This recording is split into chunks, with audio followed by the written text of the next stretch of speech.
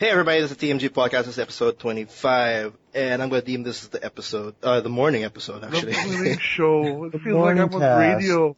Yeah, with me is Will Hello. Good morning. and Miggy, Yo, what's up? and we have a special guest again. Not the same guest, but a guest that's not even in the Philippines. Our reviews editor, Joseph Choi, Hey, how's it going? Hello. all the way from LA or Actually, Mariposa near Yosemite National Park.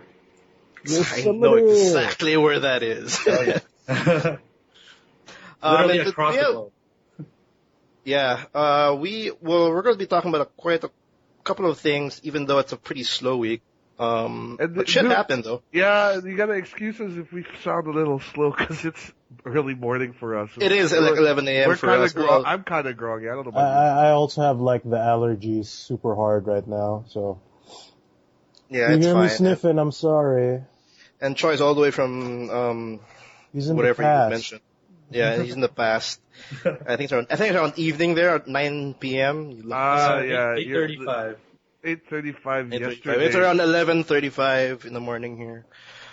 We got a lot to talk about. Facebook did something. Nintendo quiet, so we kind of want to give them a little heads up. Nintendo's not doing Wake shit, up, so we Nintendo. gotta talk Nintendo's not about them. doing shit. We Yeah. gotta talk about them for that.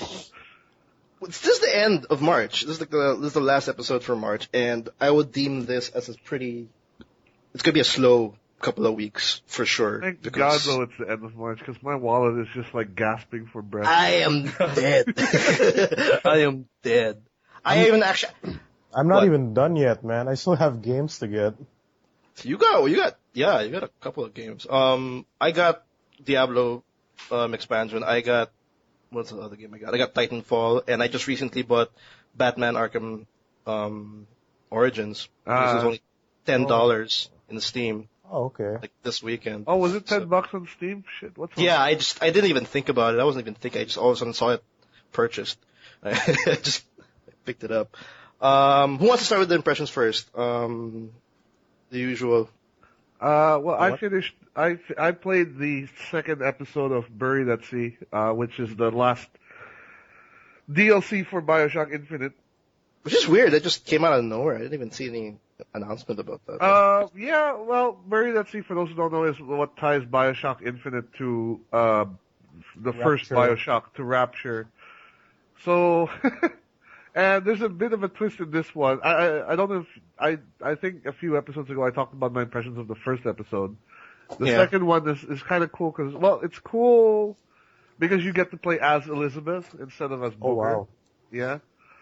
You're not Booker anymore. No, you're not Booker. You play as Elizabeth. Okay. So you don't get to like Google her boobs anymore or whatever. But God, dude, she's it your, does feel your daughter. they kind of they kind of cheapened it because you don't get all her cool Superpowers. superpowers. You just sort of you get a stealth mechanic, and that's how she plays.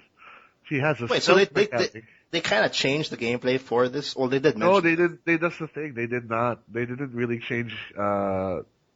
Because if they had kept her superpowers in, I think the game would have been drastically different. But in this case, they sort of just said, "Okay, let's add a stealth mechanic," and then that's it. And then otherwise, she plays just like Booker. I mean, she still shoots guns and stuff. So Oh, she shoots guns. I was expecting yeah, she wouldn't. it kind of feels cheap in that sense. Kind of feels lazy.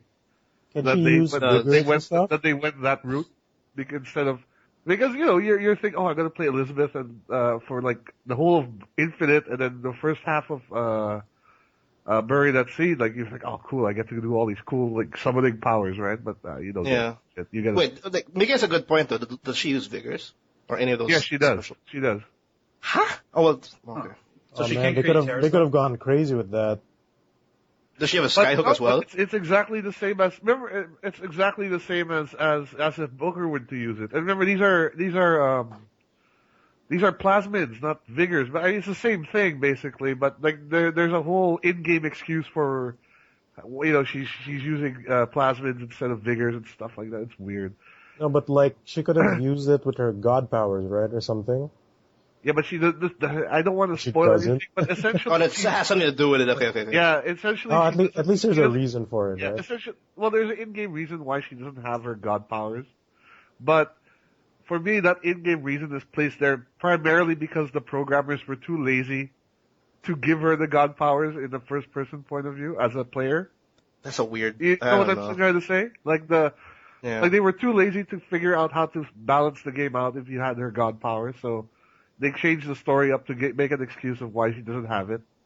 It's probably not due to them being lazy. It's probably due to budget cuts and, with how Yeah. wonky Well, BioShock's anyways, development is like, already. yeah, so the good thing is, like, if you really like the lore of BioShock and Infinite, like, this sort of ties in the lore together of Infinite and Rapture together.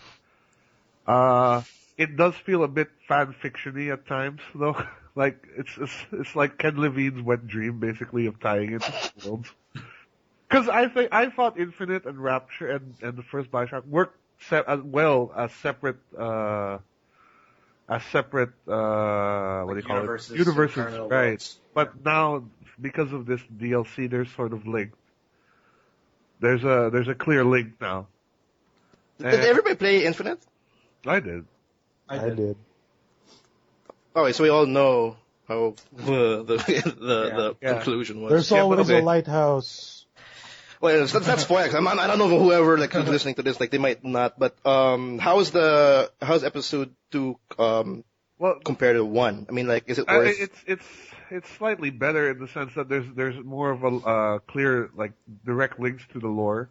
One felt just like an intro to 2. Yeah, like it felt very incomplete. Now that you've played 2, you sort of say, okay, now it sort of makes sense. Starts to mesh But together. what I didn't like is this is the same problem I've had with BioShock Infinite also, is it's very heavy-handed with trying to be philosophical.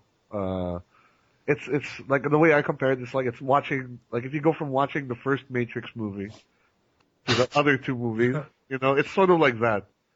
Like BioShock 1 was Matrix, then BioShock, Infinite, and this was like the Revolutions and Reloaded, so. Oh, come on, don't do it that way. I don't like Matrix 2 and 3, and then I like BioShock Infinite. I can't, no. No, I mean, that's why. I mean, I like the game too. I mean, I enjoyed watching the films of the Matrix also. But the amount of trying to push this heavy philosophy, Yeah, okay. stuff, Right. it's just too much.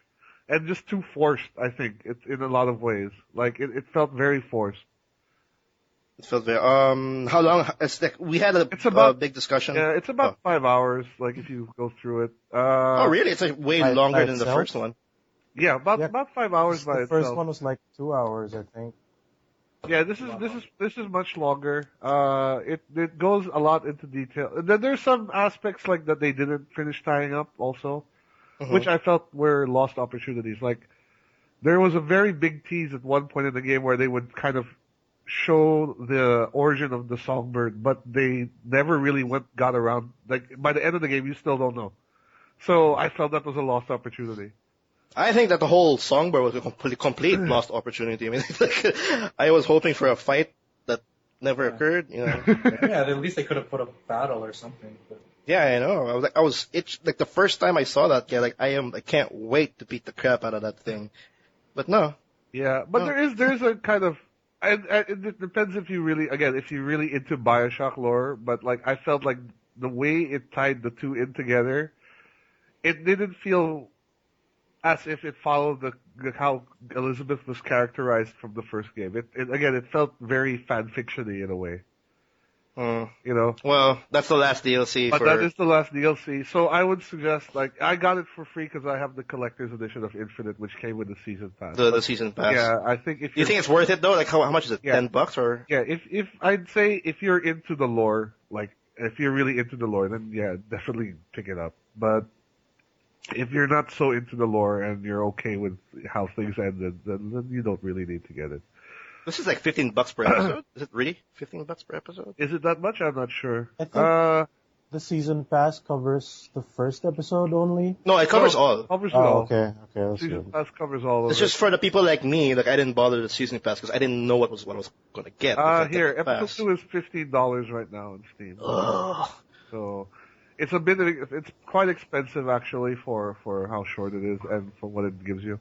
But Yeah, it's hard for me to distinguish personally, something like that. I always thought Rapture was more of a compelling setting than Infinite than Columbia.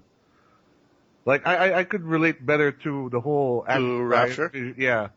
Mm. Like I could understand the whole. I could wrap my head more around the whole philosophy of Rapture and Andrew Ryan and all that more than the whole Comstock Infinite Columbia thing. The whole setting itself is just more grounded in reality as well. Well, it's a. I don't know about that. I mean, it's a fucking city under the ocean. Yeah. That's Well, I mean, it's better than a city flying in the sky. I mean, I think Game Theory did an episode about that where they said that yeah, if they actually did. Oh, Booker yeah. was shot You straight can't- up, You can get like brain damage in the sky. yeah. And that would explain a Well- whole lot, right? So would you say you've wrapped your head around Rapture? One thing I was kind of glad about, like I was sort of expecting. Well, okay, I won't say it too much, but like let's say for those who have played Infinite, knowing what happens in the end and who certain characters are, I was quite pleased to see that it wasn't so. It wasn't. I was expecting, for example, Comstock to basically have a bigger role in Buried at Sea, Yeah. but thankfully he was not in it at all. You know, because otherwise I would have been a little disappointed. And I Well- can't really say more than that without spoiling anything.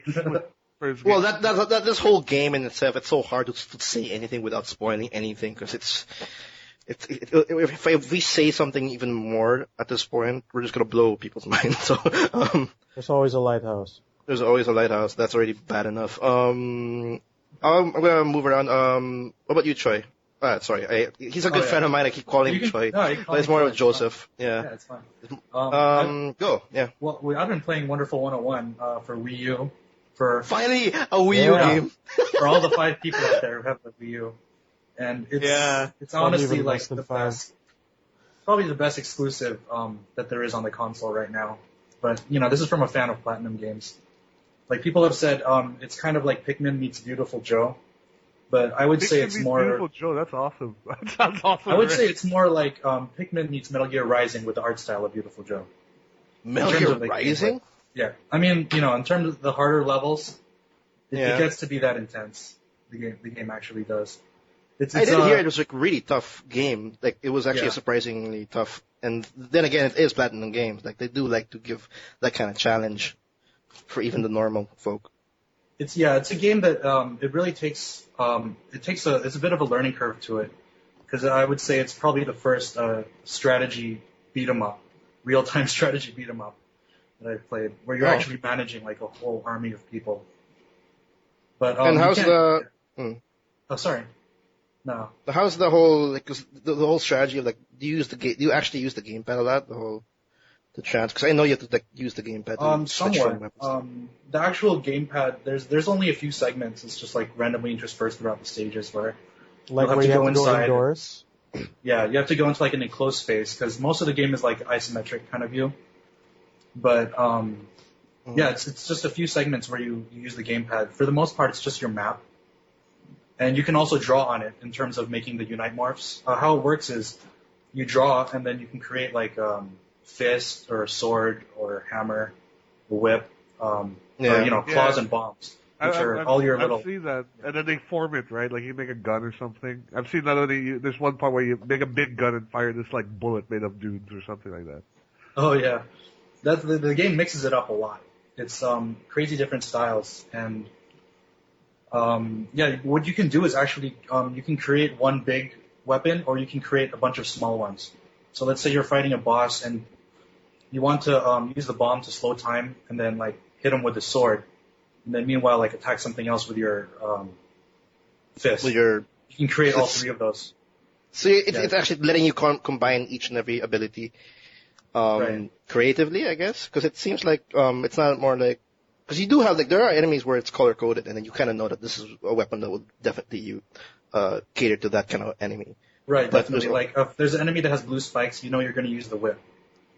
And there's like almost every enemy has a heavy attack, and you can almost always counter that heavy attack. So it becomes a game where you're you're constantly shifting your strategy. You know, you'll block or counter, and then immediately Yeah. after just follow up with your chosen method of attack. And the enemy types, it keeps introducing them throughout the game towards the end. I mean, the last let's say last probably 5 missions or so, you're fighting like the same enemies, but they've gotten harder and there's more of them. But it's But a then, good variety. from the start to finish, it didn't have kind of a repetitive nature to it. It just it No, stayed. I wouldn't say that at all. Yeah, because not only is it the beat 'em up gameplay, there's also shooting segments. Like there's really? segments where you're flying ships and they're really reminiscent of Star Fox 64. I was like so nostalgic, I couldn't believe it. And you can tell that when Platinum was making this game, they like dug through Nintendo's library to what are the great Yeah. Nintendo moments out there. Like, Because let's you know recreate that them right here. you know that the Wonderful 101 was supposed to have like Nintendo characters inside Oh, of it right. instead of its own. Yeah. Oh, really? Yeah. That was I the really condition. wonder Oh, why they thank God they didn't do decided that. against that. But yeah, maybe it's like franchise overuse. I think that's what Nintendo is suffering from now, honestly. But we'll get into that later. Oh yeah. Yeah, that's gonna be another. But I thankfully didn't do that because I'm hearing that the characters are actually pretty well liked. I mean, Oh yeah, the writing is actually quite charming. I thought the actual translation could have been slightly funnier. Like there's a lot of jokes that kind of fall flat, but for the most part, it's the story it's good enough. It's likable. It just takes a while to unfold. At the beginning, you're like, okay, I'm in a comic book universe, like old school comic, like Japanese manga universe. okay. And then throughout it gets a little better. But you're not playing this game for the story. You're playing it for the pretty much insane gameplay. And if you have a Wii U, I highly recommend it.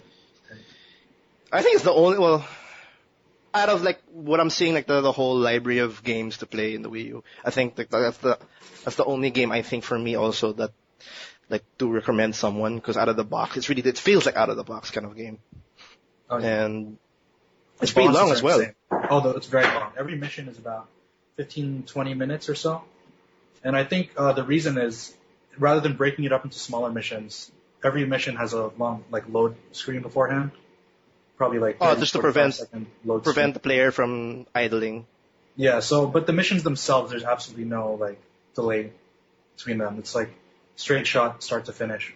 So I think it's a bunch of long missions. Would you say Wonderful 101 is like one of those games that really took advantage of the gamepad? Like, I feel that's one of the Yeah, that's a few good games question. that really, like, I think that's one thing that's been lacking a lot in a lot of Nintendo titles is that no one really knows how to use that gamepad properly. Do you It's tend to which sort of. do you use to draw the shapes? The gamepad or the right stick? Honestly, I use the right most stick. often. Although some, like the hammer, I use the gamepad. Like the hammer is actually quite difficult to do on the right stick. There's an item that speeds up your drawing of the Unite Morph, so it just makes the game that much faster. And after I got that, I actually had a hard time using the touchpad. So I would just use the right stick. And actually, there were times when I would be playing off-screen on my, just on the gamepad Yeah. for a while. And, That's thankfully, cool. the times when you need the game to use the gamepad and TV are rare. So I wouldn't say it's, it really takes that much advantage of the tech. But, in terms of length, it's really good. It's like probably, I've spent probably 30 hours on it already doing all What's the a different- 30-hour game? Well, just on the many difficulty modes. My first playthrough, Okay. let's see, probably like, I didn't really, probably like 17, between 15 and 17 hours. And That's then, pretty lengthy for an action not action RPG, an action adventure. Yeah, game, especially a platinum game. Yeah, Yeah. Definitely a platinum game. Yeah, I mean, Because there's stuff to unlock if you want to get all the guys, 100 Oh, and guys and all that. isn't Bayonetta in that game as well? Oh yeah, she's unlockable. What? Yeah, Yeah. Bayonetta and John and that other guy who's supposed to be based off Beautiful Joe. Oh, that's awesome. Oh, Platinum needs to know how to do it then, because that's I love Bayonetta. Yeah, I mean, And- I would love to see a sequel to this game. I don't know if it's gonna happen. But I don't know what's gonna happen because sales didn't do so Yeah. well in sales. it's really too Oh, bad. Yeah, as much you as I- mentioned that there's a Star Fox-like mission, right? Oh yeah, there's several actually. You know that it's a Hideki Kamiya game when there's one of those. Oh yeah. Oh yeah, because even Bayonetta had that some kind of segment. Yeah, like it that. I had don't know the why. Space Harrier mission and that the driving one with the motorcycle. Yeah, like you Yeah, also had, even Beautiful Joe had that side-scrolling shooter style mission. I guess that's just his style. When it Yeah, comes to he things, 'cause really likes I- those kinds of games, even though he sucks at making them.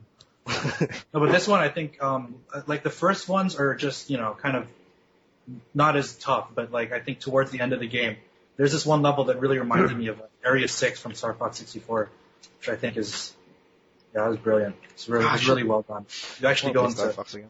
spoiler, you actually go into space at the end. Oh, Where else can you go, man? where else can you go with Actually, with it also- Platinum Games? Where else could you go? Seriously. Bayonetta did the exact same thing. Yeah. Oh, this one has more of a Gurren Lagann type feel. But, Yeah. I hear it's grander though. Like especially in the Grand. final mission. Oh no, yeah, I heard that too. Like, I don't want to look it up because I want to play it myself. But, Yeah, that's what I they keep just hearing. say it's grand. That's the description of the last part. It's just grand. Honestly, this That's is a pretty game- cool. Yeah, they could port this to another console, and I wouldn't be upset because I just want so many people to play it. Yeah, but That's Nintendo wouldn't what do that Nintendo has. because Yeah, exactly. Yeah, Nintendo Nintendo wouldn't needs have their anything. exclusives. They need to keep. Yeah. Unfortunately, we probably will not see Bayonetta 2 either ported out, but we'll see. yeah. Well, that's awesome. At least we have a Wii U impression now. Finally, I don't think we Long have overdue. long overdue. I want to put mine out of the way already. I've been playing countlessly. Diablo 3. Yeah, Or- I actually or been Souls. playing that on and off as well. And I see everything you've been trying to tell me now about the loot system. It makes the game a lot more interesting. You're right. It just feels like a completely new game. It's so hard I don't want to go through every single feature, but it's obvious that Blizzard knew the problems of the original game and then they finally fixed it. Yeah, exactly. And I think it's And- much more well balanced now in terms of the loot. Like the first couple of rares I got was like, oh my god, this is incredible. I can use all of it. Yeah. It's not like, oh crap, more barbarian shit. Yeah, they have a feature called they call their loot system Loot 2.0, and what that does essentially is if you're playing an int class or, for example, to be more specific, a wizard class, all the drops will be for your wizard.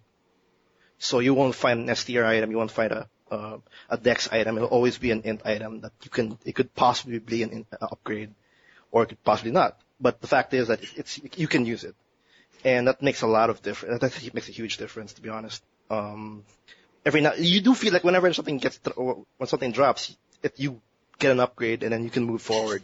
Yeah, and even I think even the crafting system was been slightly tweaked so that a few times you do get stuff that you can't use, like you at least getting something valuable as crafting wise.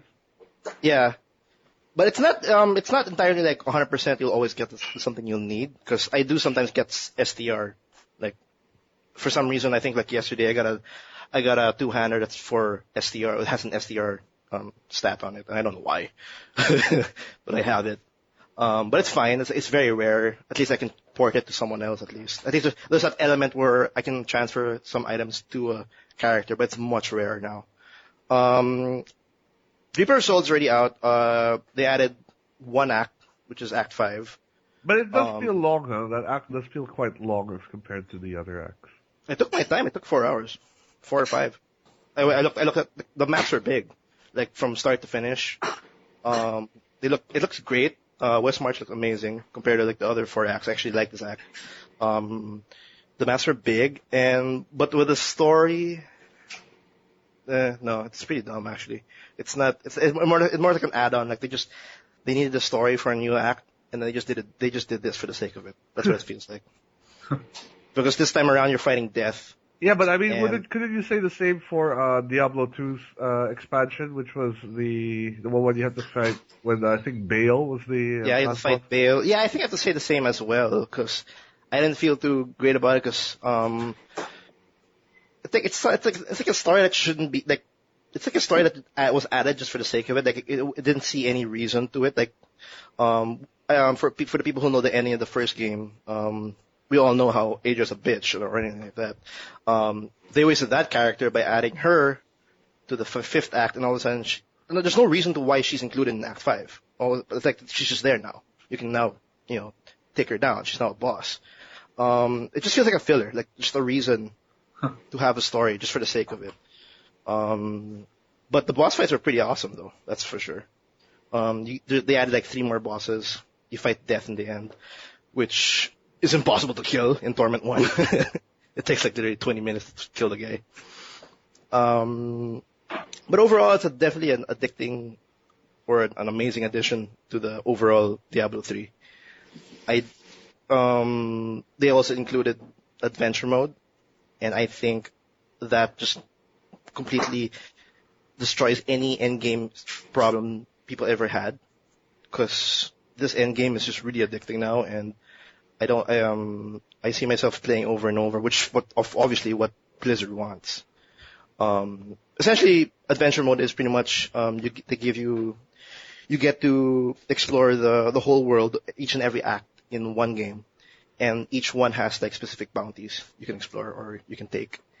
And once you complete these bounties, of course you get rewards, you get gold, and it actually destroys some of the grind, where you have, instead of just constantly doing the act over and over just for better gear, you actually have a goal at least. Well, I kind of prefer that, I mean. Yeah, so the grind's still there, but at least it alleviates the zombie. The zombiness of it, yeah. There's more of a goal in my, which I think is fantastic, because the zombiness was what always put me off it.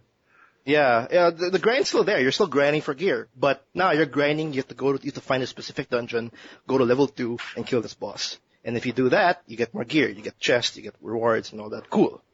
That's amazing. And then once you complete all the bounties, you can actually get these items for opening Nephilim Rims, which is again randomized dungeons, more things for you to do. There's a lot more to do now, and that sounded the most exciting thing that I heard about it. The Nephilim Rims. Yeah, those are hard. Like, I heard bosses can come out of those, right?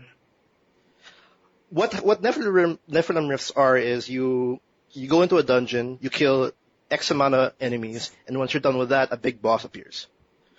And then once you kill the boss, I think you'll get the best kind of gear out of those kinds of bosses, and they're not easy.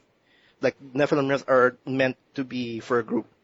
And I like that, because I don't think they ever had a content that's focused just for group play. And it takes around, I think Nephilim Rifts, it takes around maybe 30 to 40 minutes to complete. And it's pretty lengthy. Yeah. And it is actually pretty exciting when they announced Nephilim Rifts, and I can feel it. The extra addition, that's the Crusader, the new class. And that's just pretty much Paladin in a nutshell. Have you tried playing the Crusader yet? I have a Crusader up to level 20. And he is, I don't want to say OP, because his abilities are pretty awesome. One, to be exact, is like he has a passive where he can actually wield a 2-hand in one hand. That's nuts. So that alone is already enough to is worth just leveling up Crusader. Well, I think a lot of balancing will come out, because right now everyone's making either a Crusader alt. So yeah, I'm feeling if it feels OP now, they'll balance him out somewhat. Yeah, I'm hearing that the Crusader is actually the weakest for some reason. I don't know, but that's endgame for you. But that's about it. It's still an awesome expansion. Blizzard didn't bother making it a DLC kind of thing. It's still just like in Lords of Destruction. It's an expansion. It's just an additional to the original game. And if you guys were kind of butthurt about the original Diablo 3, me. like you, yeah, I know how butthurt you were. Definitely revisit it. The DRM's still there. It's still bullshit. Yes, you have to play it online. Yeah, the DRM is pretty bad, and lately for us in the Philippines, it's been pretty laggy actually. Yeah, PLDT is being a bitch right now. It has something to do with the international cables. It's been cut. I don't know what that means. So they say. So they say. So yeah, we're having a bit of lag right now. But if you guys hated Diablo 3, I suggest you guys try to revisit this one. You'll like the changes, definitely. Yeah, everything looks great. I'm gonna look into it, definitely. People are saying this is how Diablo 3 should have been released. Like, this is how it should have been. But because there's no more auction house, that's one thing. That's one big thing. And then the Paragon levels are just more in tune, so you can actually make your own. You can customize your characters really. So there's a lot of great stuff. What else? That's about it. What about you, Miggy? Want to move get out of the whole Diablo 3 already? I'm gonna talk about the Tomb Raider, not definitive edition. The not Lara face. The not noodle hair Lara. Well, if you played the Tomb Raider on PC, that's the definitive edition already. Yeah, Well, actually, we've been saying that, but her face is really different in the DE edition. I don't know why. Yeah, I think like the poly count on her face is reduced, but whatever. But Reduced or increased? Yeah, but I there was don't know, man. there was no definitive edition release on the PC, was there? As far as I know, there wasn't. No, there wasn't. They already have the See, so noodle hair. Yeah, and the better noodle hair textures. is there already, so I think the face is the same too. But I don't know. We'll have to look at the It seems different. But how's the game for you though? I mean, It went free on PS Plus, I think, back in January. Oh, Alright. or either that or Feb. I can't remember. So Okay. I've been playing that, and it does that. You know the Uncharted problem I have, or the problem I have with Uncharted, where where it sucks. when you kill like 30 Mexicans in one area, Which is it's the same thing. that's cover shooters. That's Yeah, shooters. but like, you know how they say that they're building up her, growing into this great hunter, whatever, BS. Like, oh, I have to feel emotional about this deer I killed. Then you just like headshot 30 guys, essentially. And then On the have way. her say it was surprisingly easy in a cutscene. Right. Like, it's surprisingly easy to kill men. But how's the game so far? I mean, the gameplay. Like, When I played it before, it's okay. Like, you can run and jump, but like that's cool. The platforming is, I find it more fun than Uncharted because of like, you can cling on more things, you can find secrets. But actually, yeah, with the platforming, it's actually better than Tomb Raider. Is actually better than yeah, but Uncharted. I'm not. This game is like, I just want to get through it because like there are moments where, I don't know if this is a spoiler, but you have to escape from a cave which has like flammable gas. So to yeah, I escape, it, remember you that. have to ignite it with like flame arrows, right? Yeah. So like, it starts blowing up all up underneath the earth. Then you get up, like out of the cave, and yeah. you have to sneak kill 3 guys just as everything behind you was blowing up, killing everyone back there. And they're like, I didn't hear nothing. Well, that's also stealth games in a nutshell. You have no idea why they can't pay attention to what's going on in their it's like surroundings. the points where the checkpoint happens is like super obvious sometimes. Like that's happened more than once where like gunfire and explosions were happening, and then the moment I cross that checkpoint, everything's all quiet again and they can't see me. But they try to cater to the Uncharted group. Yeah, by, it's like that. I like the shooting a bit more, and using the bow is very satisfying especially when you get the headshots. I know, thug. You can hear the thug. Yeah, it's like when you cool. hit something. Especially when you charge it up and the reticle becomes smaller. That's nice. Yeah. The fire arrows are fun. The shotgun is a little OP. Shotguns are always OP. Try Yeah. the Titanfall one. Holy shit. Yeah, I've heard though that once you beat the game, like all the dudes disappear. Yeah, Yeah, it does. There's nothing to do, so yeah, that's gonna be fun. Like that's kind of that's a bit realistic, I guess, because you kind of wiped out the whole island. I remember when I was trying to 100% that game, I couldn't find a single person because I need XP. Like, I need XP. I need people to kill. And I couldn't find them. So like, it's okay. I'm having like a little bit of fun, but like for me the worst part is actually the shooting the dudes, because yeah, there's like In the face. there's just a lot of them. That's your problem also with Uncharted 1. That's what you were mentioning, like, Yeah, way past, I'm not right? really a big fan of cover shooters in general. You're not gonna like Gears 3 at all. Unless it's Vanquish. Why was Vanquish different? Because of the high speed. I think it's the high because speed. of High speed. the mobility that you have in Vanquish. Yeah. That lets you like tackle the situation differently compared Yeah. to just like hiding behind this box for 30 seconds and wait till they pop out. Like Yeah, they're that game gonna is pop out amazing. eventually. I should get that game. It's only $9.50 for Christ's sake. Oh, Here. it's so worth it. It's so worth it. Yeah. Yeah. It's a great game. Yeah, definitely. I think it's on sale right now on Steam. If I'm looking, Huh? I'm looking at Steam store right now. It's here it's on sale. What, Tomb Raider? Yep, The definitive hair. The definitive hair for edition. $5. What? I'll check your Steam store. It's on sale right now, $5. I just bought Arkham Horror. Oh, I already have it in 360. What's wrong with me? I'm excited. I already have it. Wow, it's very cheap. $5 for an amazing game, actually. Because overall, for me, it was an amazing game. It's a pretty good game, but it's just not being a fan of cover shooters that much. Oh, and the Bureau is $8. Still not worth it. Still not worth XCOM Declassified, the Bureau, $8. Actually, every Tomb Raider is on sale right now. Wow. Oh, that's awesome. Every Tomb Raider is like $2. Would you? Well, here's a question though. Like, since you play, I'm not sure if everybody has played the reboot of Tomb Raider, but after playing that, do you have that feeling of going back? No, man, I'm gonna delete it the moment I beat it. I've No, decided I mean, like, already. No, the moment. No, I mean, like, not playing the game again. I'm talking about like the previous Tomb Raiders, like the original ones. Oh no. No. I mean, like, if you play, like, yeah, remember, these were, I don't think they even had mouse controls, like the first Tomb Raider games. I remember playing That's them, true. I don't even, yeah, I remember playing them. The first Tomb Raider was still a DOS game, as far as I remember. Oh, I think you're right. Right? I'm not sure, but, I mean, they were good for the time, but I don't think they've aged very well, as far as controls. Tomb Raider 1 is not a good game to go back to, unless, I guess, you play the anniversary edition on the Wii. Yeah, I think it's one of these reboots. The classic PS1 is just like super janky and stuff. And even back then, Tomb Raider was a game I'd rather watch someone play than actually play myself. Yeah, I remember like the first Tomb Raider, like, when you first see the tiger, and, like, So you're like, struggling. oh my god, the controls aren't working.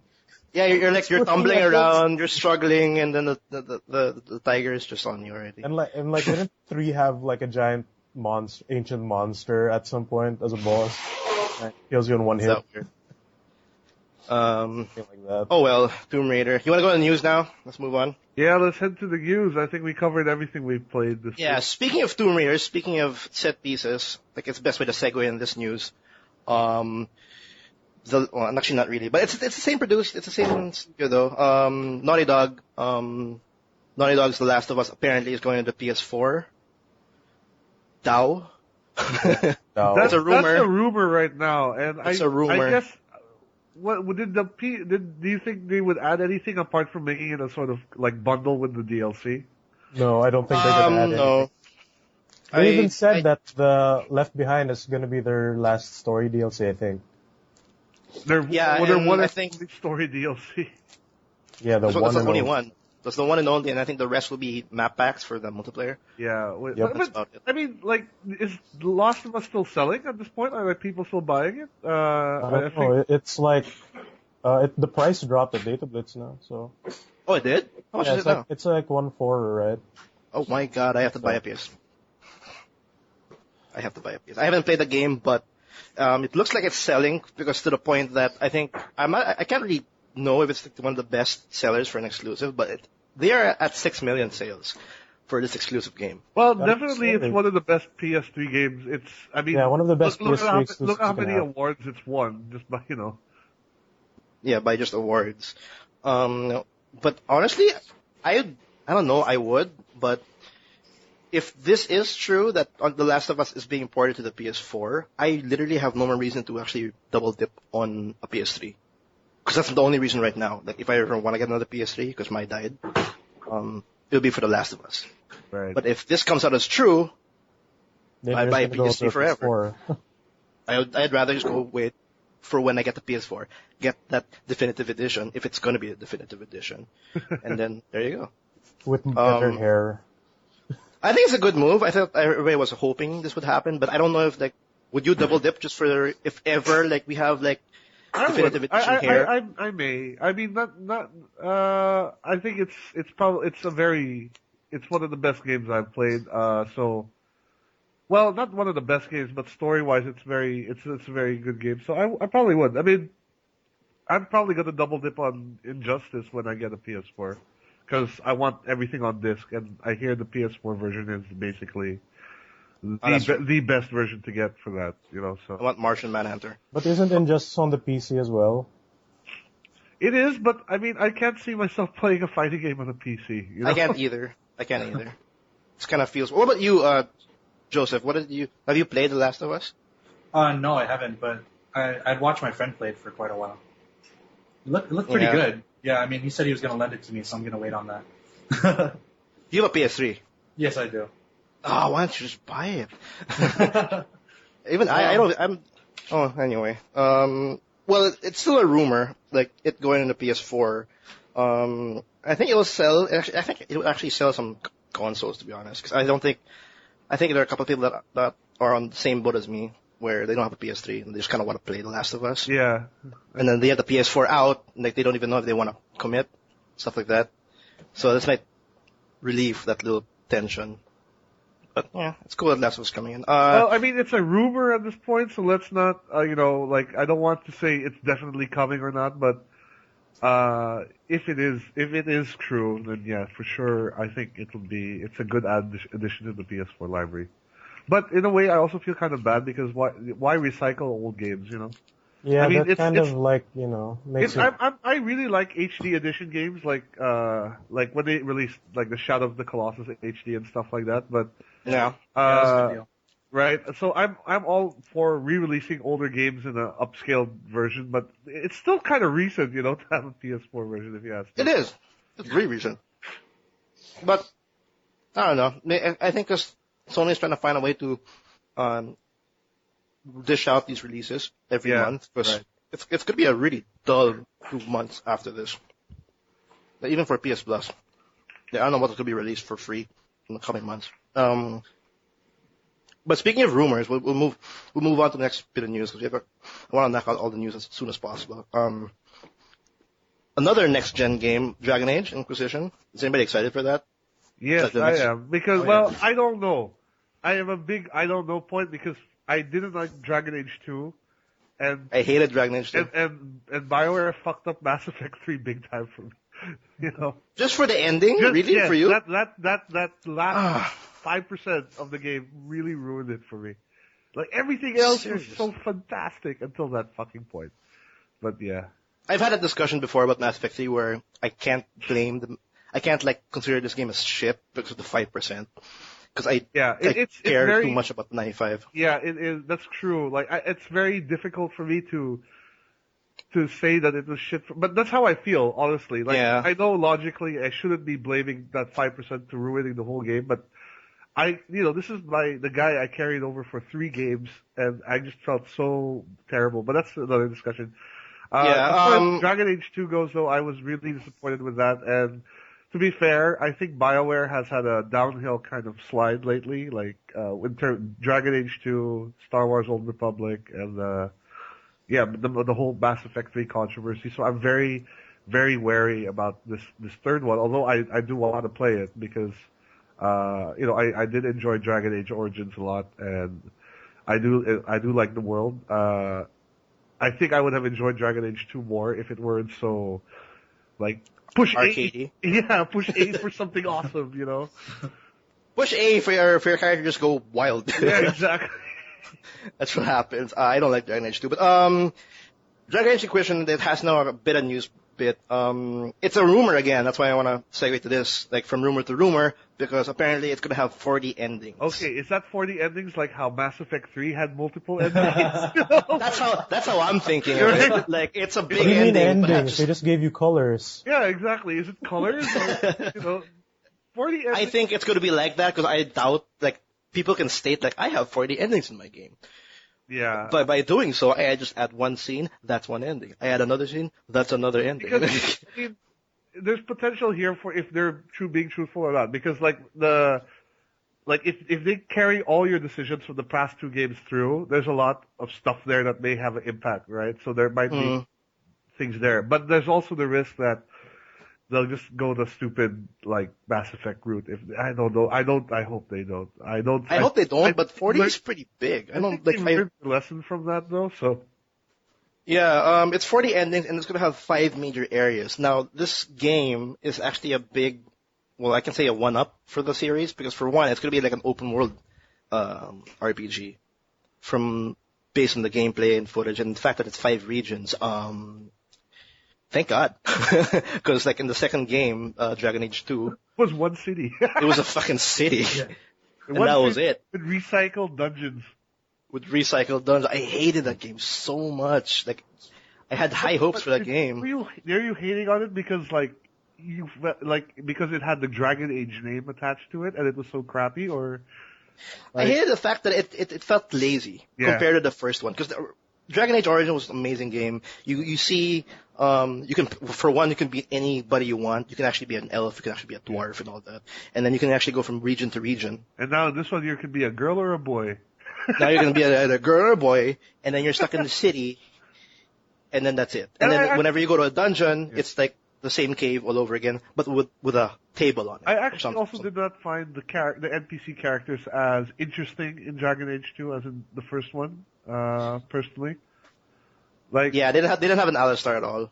So Alistair, yeah, I mean, in my playthrough, Alistair made an appearance at one point in Dragon Age 2, because, well, I made him king in mine, but, oh yeah, okay. you know, like, the other characters just weren't that interesting. Like, I think my favorite NPC in Dragon Age 2 is probably Meryl, like, the elf girl, who's, oh yeah. and what I hated also about Dragon Age 2 was how ridiculous the plot was when you kind of think of it. It's like, okay, so here's a city, and they're trying, you know, the whole game, they're trying to, like, show you how, like, oppressive the Templars are, you know, and that, like, mages are actually being oppressed. But the Templars are there to oppress blood magic, basically, right? That's the whole thing. Yeah. And the whole game, every mage you fight uses blood magic. So they have every right to be like that, if you ask me. It's just weird. Have you guys played the other Dragon Age, like you Migs or you Joes? I only played the first one. And then you didn't bother with the second one at all? No, I've just heard so many things about it. I just didn't want to be disappointed, so I skipped it. Well, good thing you did, actually. That's a good idea. But I was late to the party, yeah. You may want to, I mean, depending on how much carries over, it may be worth doing that. I mean, I have to look for where I kept my Dragon Age saves. I don't know where they are. I might have to replay that shit too. I might have to replay it because I'm definitely excited for Inquisition because Inquisition has, it has the basic elements of like, I'm assuming Origins, but they're still retaining the stupid bullshit action, gameplay on 2. Right. But they say that you can switch from that and that. But they said that also in the second one. But it looks solid still from a viewer standpoint. You get to fight dragons, like full on dragon, like because I don't know, it feels more grand, like just to sum it all up right now. I think this is a next gen title that's not coming out in the PS3. I don't think it's coming out in the PS3. It's more of a PS4. No, it's coming out in the PS3. It's coming out in the PS3. So, oh well. It's 5 regions, 40 endings. It's a bit of a rumor still, but it's a slight bit of news for something that hasn't been talked about for the longest time. We don't even have a release date for this game, so. You wanna dump in one more news? We have time for one more news? Yeah, let's do one more and then we'll take a break. Yeah, we'll do a quick break. What do we want to talk about? Crap, I don't want to go back to Uncharted. Alien. I don't want to go back to Uncharted at all. Wait, Uncharted news? No, well, okay, fine, I'll mention it. There's the new director left of Uncharted 4. Oh, yeah, so there's a lot of, isn't everyone leaving? Everybody seems to be leaving and everybody's worried about Uncharted 4. Well, do you think there's something going on in Naughty Dog? Because I remember someone else left a few weeks ago as well from Naughty Dog. Yeah, Amy Hennig, the creative director, left, and she's pretty much the reason why the cinematics are that amazing, I guess. Like she's the one who actually is one of the people who direct the actors. For Uncharted, right? For Uncharted 4, right? For Uncharted the series. 1, 2, and 3. Yeah. Right, and now the director of 4 is leaving too. So that sounds like there's something is wrong with this project. Like there is something. Well, I don't think something's wrong. It's more like I I don't know. We can't really say yet. Maybe they're the restructuring. I'm not too sure why they left. But it's a bit of a news because everybody's worried about how Uncharted 4 is shaping up. And we still don't even know if it's going to be still, Nathan Drake. We don't even know if it's going to be a different Uncharted. We have no idea. It's because like when it was announced, Uncharted 4 was just called Uncharted. So we don't even know if it's a sequel or prequel. There's no info about it whatsoever. It's a reboot. And it's, it's a reboot for the PS4. And now people are leaving. So people are worried about it. I don't think I should be worried about it still because they have, I think the Last of Us director is kind of helming it now or is jumping in for Uncharted 4. Do you think they're going to link the universes together? I hope not. So how the hell is that going to happen? It's all Nathan Drake's fault. It's all Nathan Drake's fault. That's why the zombie apocalypse happened. I'm not too worried because, well, the director of Last of Us did an amazing job. I'm sure they can do the same for Uncharted. It's less stress because it's not zombies or death. But that's a small bit of news. I'm not too sure how it's gonna go. I think we're gonna see it in E3. I think for sure.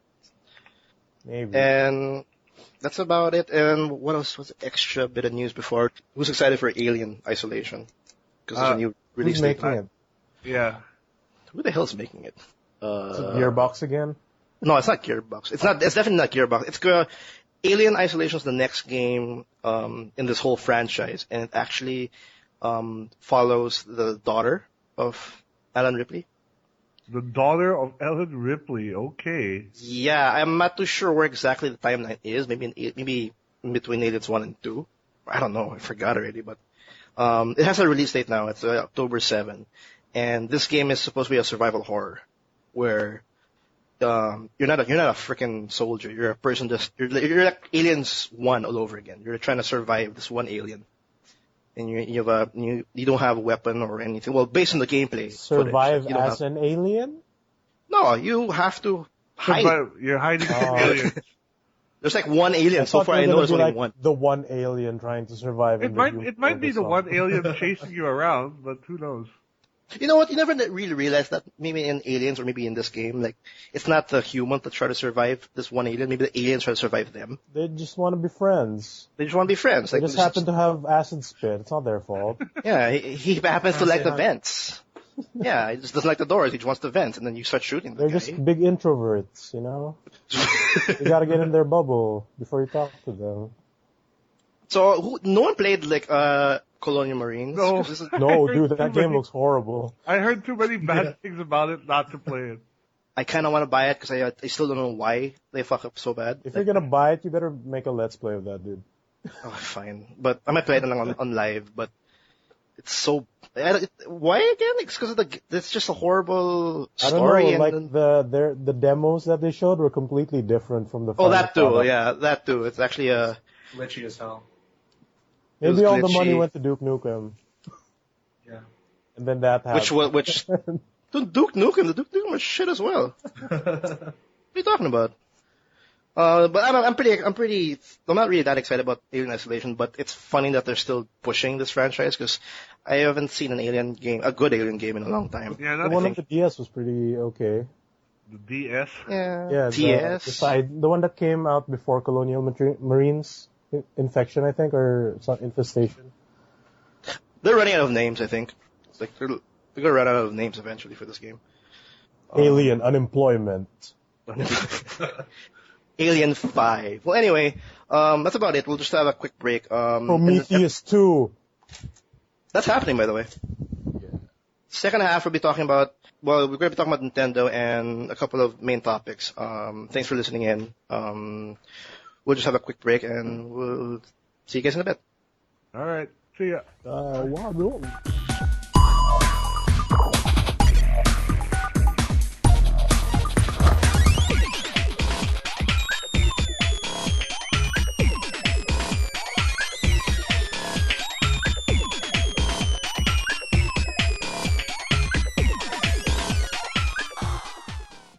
And we're back. Hey guys, this Hello. is TMG Podcast, episode 25. Our guest, Joseph Choi, is with us, our reviews editor. Miggy and Will is back, as usual. And I'm going to go right to it, because I want to talk about it. Facebook did something amazing. or It's not. amazing and scary and exciting all at the same time. They bought Oculus Rift for $2 billion. Amazing, exciting, So confusing, yeah, Yeah. all of the there's a lot. feelings. There's a lot more to this than just the buyout though, because this is like the Definitely. first time a Kickstarter crowdsourced project has been purchased out by a large corporate entity. One of the So biggest one as well. right, so this is actually setting precedent for that to happen in the future for any Kickstarter, not just for like game related stuff, you know, like so. Yeah, there's a reason why I put it in the second half because it's very interesting because, like you said, Will, what Will said is the first ever, and this is technically gaming tech, and Facebook now is envisioning it as instead of a gaming tech, but could also be something else entirely. That could be something about like the next in social media. I'm not too sure. Like it's very Yeah, weird I what think they a lot exactly of the want. confusion came out first was like no one saw the fit here. Like no one was seeing like, okay, what would Facebook want with this? And I guess they're just sort of future proofing themselves in the sense that they feel VR is really the next place to be, so they wanted their hand in that. Wait, well, before we hit the whole Facebook and VR, do we think like VR is the next thing? Like, what about you, Choi Okay. or Jose? Well, personally, I do. I mean, I wrote an ebook about people who are like in a virtual world and they're so immersed in it that they don't know, that the real world exists. Their memories have been wiped since then. So, I just think that the future, I think VR is probably the next step. I mean, we've seen it even in the 80s. They had movies like Lawnmower Man, etc. Demolition Man, where, people would put on these devices on their heads and just interface with each other. And one of the things that was mentioned during the deal is the metaverse. Is that I don't know if anyone has read Neil Stephenson's Snow Crash, but it's a sci-fi No, I book haven't. where there's basically there's a street, and this is like a street that stretches on and on and on, and everyone who logs into this virtual world shares that world, and they have their own avatars and they chat and talk with each other. I mean, I think the book was in the 90s or so. It's Mm-hmm. 92. Yeah, and since then, like it's influenced everything from like the Matrix and onwards. So that's one of the things that one of the Oculus Rift guys was saying that they were trying to do is make the metaverse into reality. The What about you, Migs? metaverse. What do you like? Do you think that maybe VR, like we've had all these different tech showing up, like motion controls. I don't know. I don't know about 3D, but those kind of tech now, it looks like VR is going to be the next one. You think it's going to be the next one, or even maybe in gaming, outside gaming, like, because I guess because like remember all those sci-fi shows we had in the 90s where it's all like virtual reality, Troopers 3. gamer. So like now we've done motion control. So what's next, right? But the visual aspect of VR, then you go into the whole body thing after that. So I guess it's the natural progression of interface tech. So like That's true. it might be, but I want to see how it works first and if they can do it right. And What about you, Will? Oculus Rift. I'll mention what I They've said. said good things, and Go ahead. Sorry. you remember how they ran out of their supply ran out of materials. They ran out of metal. I don't know. They ran out of 3D or something. But like Facebook buying them might, give them the financial push they need to continue production or something. Yeah. Okay. You were saying, Will? I've been saying this for a long time, and I mentioned it before, but they've been trying to make VR a thing for years now. Years and years, even since the 90s, you remember? Like, the VR was supposed to be the next big thing. But it Virtual never boy. really materialized. Not just for gaming, but in general. Like, it just never really materialized. So, I'm a little bit, Wary? I'm a little bit wary as to when exactly it will come. I don't know if this is the time for it. But it's getting closer for sure. I think more than virtual reality, what we're going to see first is augmented reality, like with Google Glasses. Not so much a VR thing, but and even Finally as gonna far as see each other's power levels. yeah, exactly, like scouters.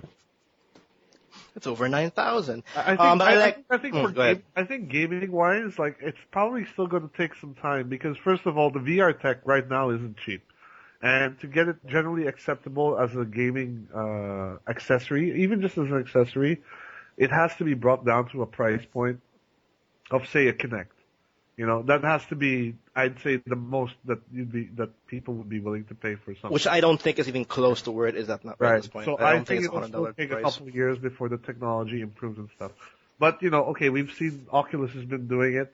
There's rumors that Razer has been doing it. There's always some rumor from Razer. The Razer, Chinese guy is doing it. yeah, Valve I think might have been. Sony just announced theirs, so obviously people are really interested in this tech. And hopefully in the next couple of years we might see something really affordable and that works, you know. But I think I feel at this point it's sort of like a 3D television set. Like it's okay, you get that effect, but it's not a true 3D. It's tricking your eyes into thinking it's 3D. True. So whatever tech we get as far as VR goes early on may be something like that in that sense. Like it's not. And I have a feeling a lot of developers also will not know what to do with it. You know, I get that. I'm very afraid that, like, okay, well, besides the obvious first-person shooter horror applications, but the thing is, even as a first-person shooter, like I think most people would be more comfortable using a mouse or a joystick than turning their head physically. The only kind of game I can really see that sort of use is in like flight simulators, where you'd want to you want your be able to look around your cockpit like a real pilot, right? That's true. Yeah. Go ahead. Oh, sorry. I'm not sure if you guys have ever read Ready Player One. That's another book about virtual reality. Yeah. But basically, yeah, he outlined the way it works as well, which is you sit down, you've got the thing on your head, and you use like thumbsticks for your both your thumbs. So you don't actually have to like turn your head, this way or that way. Oh, right. So that's a possibility that they haven't. I don't know if they've really considered, because I agree. Like it'll give you neck strain. Like seriously. It will. It will, like turning your head. But well, I can't say that like Oculus Rift is like maybe 50% there to their final product. They're not even close to it. But already at that point, it's getting a lot of attention. This is a project that literally started from a Kickstarter. People had a vision. People dumped money on that vision, and apparently it's there. There's a brand, and now Facebook's buying it for $2 billion. And for what I think is, if VR is going to happen, it's going to happen. It's like the best time is right now, to be honest, because we now have a company that actually can actually make people believe that VR is possible. Because we never had a company that could do that. No, not at all. And Oculus Rift seems like to be the best one out of the bunch right now. Because Sony has one already. Yeah, with Facebook backing up Oculus Rift, they might be able to take on Sony like at full strength now. Oh, for sure, yeah. Because I think we talked about last week, like compared to the Oculus Rift, Oculus Rift and Sony's VR, Sony has the money to keep going, whereas Oculus Rift, we don't really know. It's just a project, right? Right. But they have awesome technicians working on there. They have John Cormack, I think, working from id Software, who has moved from Bethesda to Oculus Rift to go full on for the Oculus Rift because he believes that the VR is next. And I think he literally just went there for the sake of fixing the screen tearing. Because the Oculus Rift apparently has some screen tearing issues at 1080p.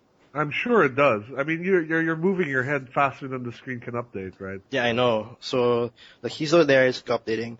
I don't know if it's gonna help.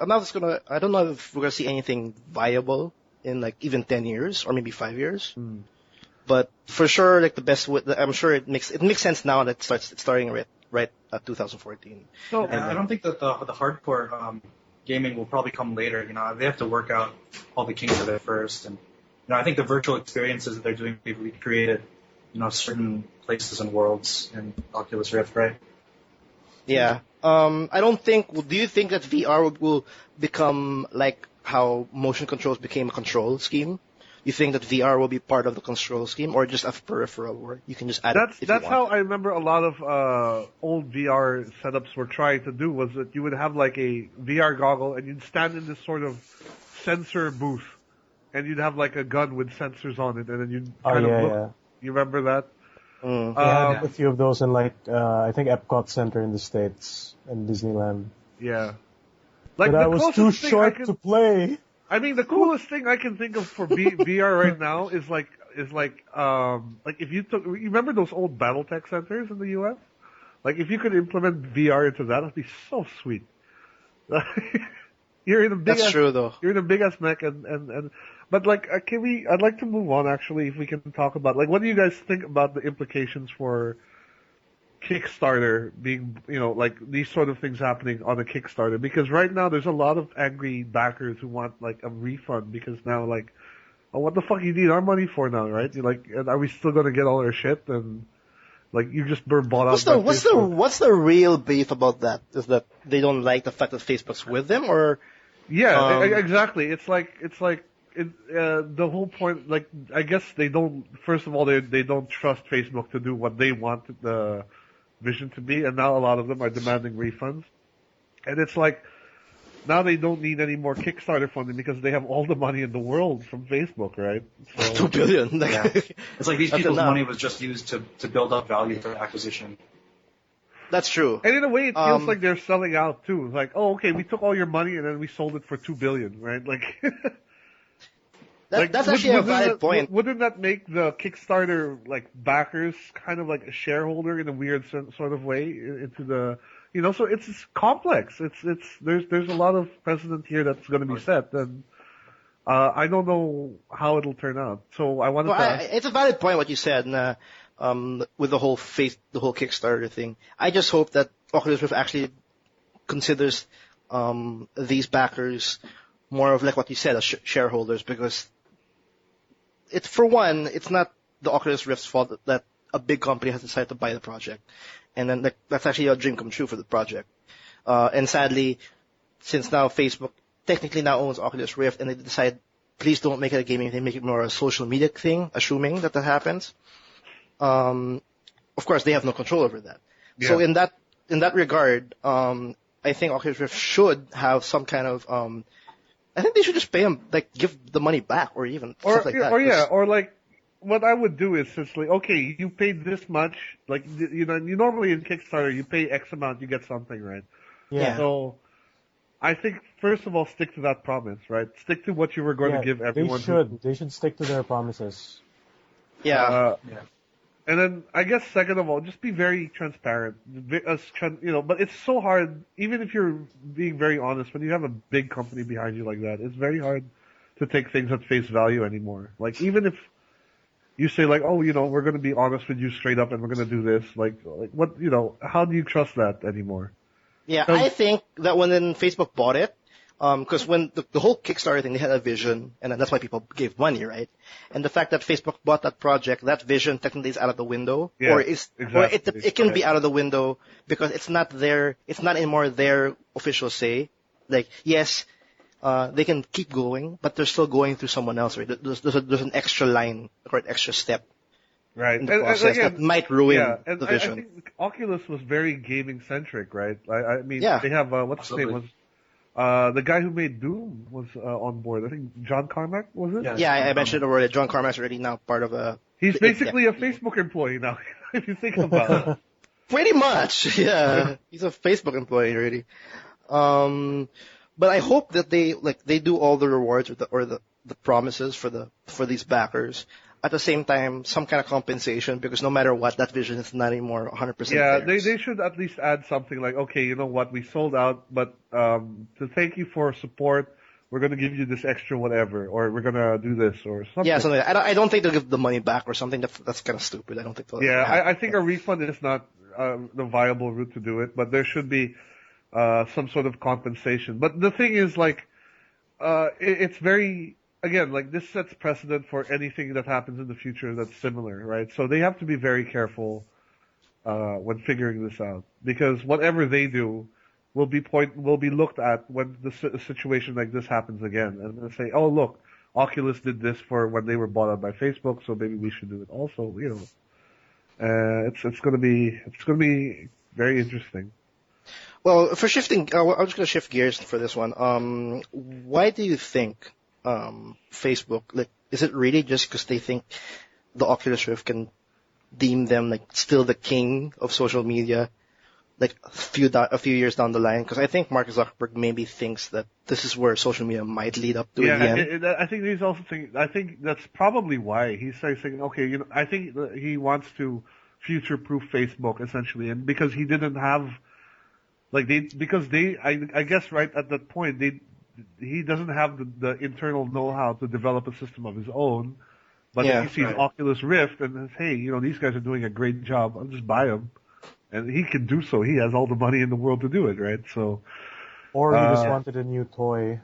Or he just wanted, Well, I was thinking oh, sorry. What? No, go ahead. Go ahead. All right, so I'm just gonna say, like, a lot of people have been joking about, like virtual Farmville and shit like that.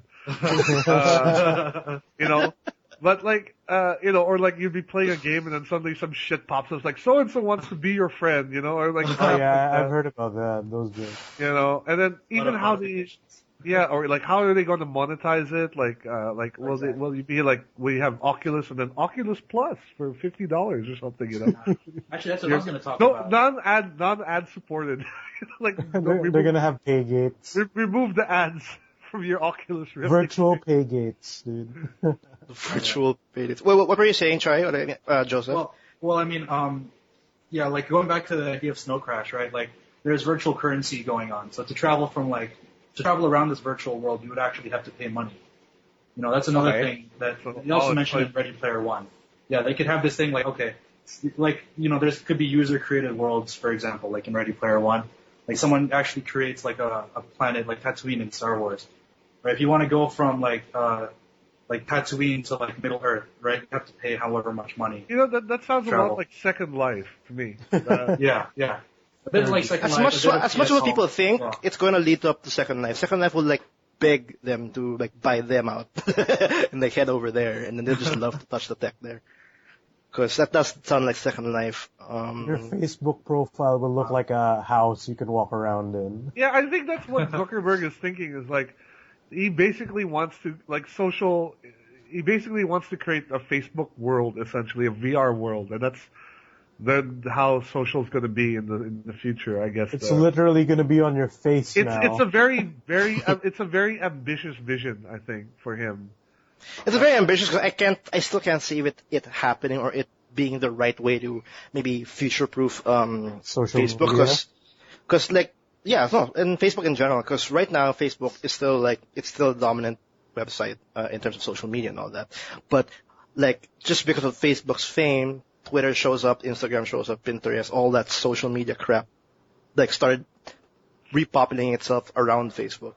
And eventually, no matter what, companies go die down, and we have a new king for a specific industry and whatnot. This being their way of staying on top, I'm not too sure, because, like you said, like it's still a new kind of tech. Like, I'm not too sure yet. It's hard to tell. It is really an amazing move. It's definitely a ballsy move to like try to evolve social media in this kind of way that no one has ever even thought of before. Yeah. But who knows? They might be able to do it right, because, Facebook is still going strong now, and, people like the Oculus Rift. Yeah. And, but I guess the big concern from a lot of gamers is like, what does that mean for the short term for Oculus Rift? Because a lot of people are expecting this to be a gaming device, and now it's probably not going to be a gaming device. Well, honestly, I'm just taking it in the same way as when Disney bought Marvel and Disney bought Star Wars. That's true, yeah. We are all pissed off, and like, maybe we can't get the Marvel movies we want, we can't get the Star Wars Episode 7 we want. But as much as we don't want it, I mean, we hope, we have no choice. Like, it's their court, and we just all have to hope and pray that they just let them do what they want. And so far, like, for example, in Disney's situation, they've done a great job. They've left Marvel alone for the most part. Yeah, they're leaving the companies they bought alone, and hopefully that just goes with Facebook. Like, we just have to wait and see. Like, no matter, I think it's a waste of time just thinking that the problems or the possibility of Facebook ruining our VR experience in the Well, future. the last thing I'd like to say about that is that Marvel and Disney are not in the business of collecting users' data from around the world and selling it to advertisers, which is That's true. That's a big concern though. That's true. Because if that's always been a big concern in gaming. Anyways, remember when Microsoft tried to pull that shit? No one was happy. So, so, it's a big deal. But I'm thinking, I'm sure those guys at Zynga are jumping for joy right now. It's like, yes, we can finally make our VR fun. Or VR Mafia Wars. Yeah. Oh my god. Imagine how that's gonna work. Is that just like sitting in a room telling a guy, buy this, do this, do this? With an accent. You're doing that with an accent for sure. Yeah, then when you run out of energy, your VR shuts down and you're back in reality. Oh, I hate those games. That's the reason why I don't play anything on my phone, because I don't like those energy shits. I want to keep going. But yeah, the Oculus Rift is now officially Facebook material. We don't know. We don't know what it's going to be. Hopefully that they stay true to the gaming thing, but I'll shift gears again. In the gaming aspect, like just out of the whole Facebook thing, Oculus Rift, is it also going to be more of a peripheral thing, or we're going to see it in actually a control scheme, like in the end? I think it's... I mentioned this a while ago, but I want to say that. I have a feeling that initially this is going to be a completely optional thing, but eventually there may be games that have dedicated Oculus, if there's enough support, it'll come to a point where it will be required. Unlike what happened to the PS Move and the Kinect. Well, the PS Move was just it just was born thanks to the Wii U control. Wii U, sorry. Yeah, but there wasn't enough game support. That's why it became just a completely optional thing. Unlike the Wii U, where it became the requirement for most games. And I think, in terms of gaming, like what Will said, I think the only thing that makes sense right now is, for me, it's horror films. Horror games. Because, man, I don't want to look behind me. When you look left, there's another monster, and you're trapped in your own little horror. Yeah, I know.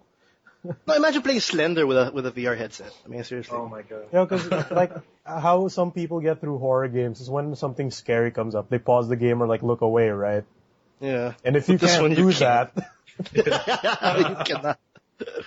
It's funny when you pause, in front of you, it's the pause, but when you look right, the monster's still there. the screen's just in front of you. The monster just stopped right in your face, and you can't turn away.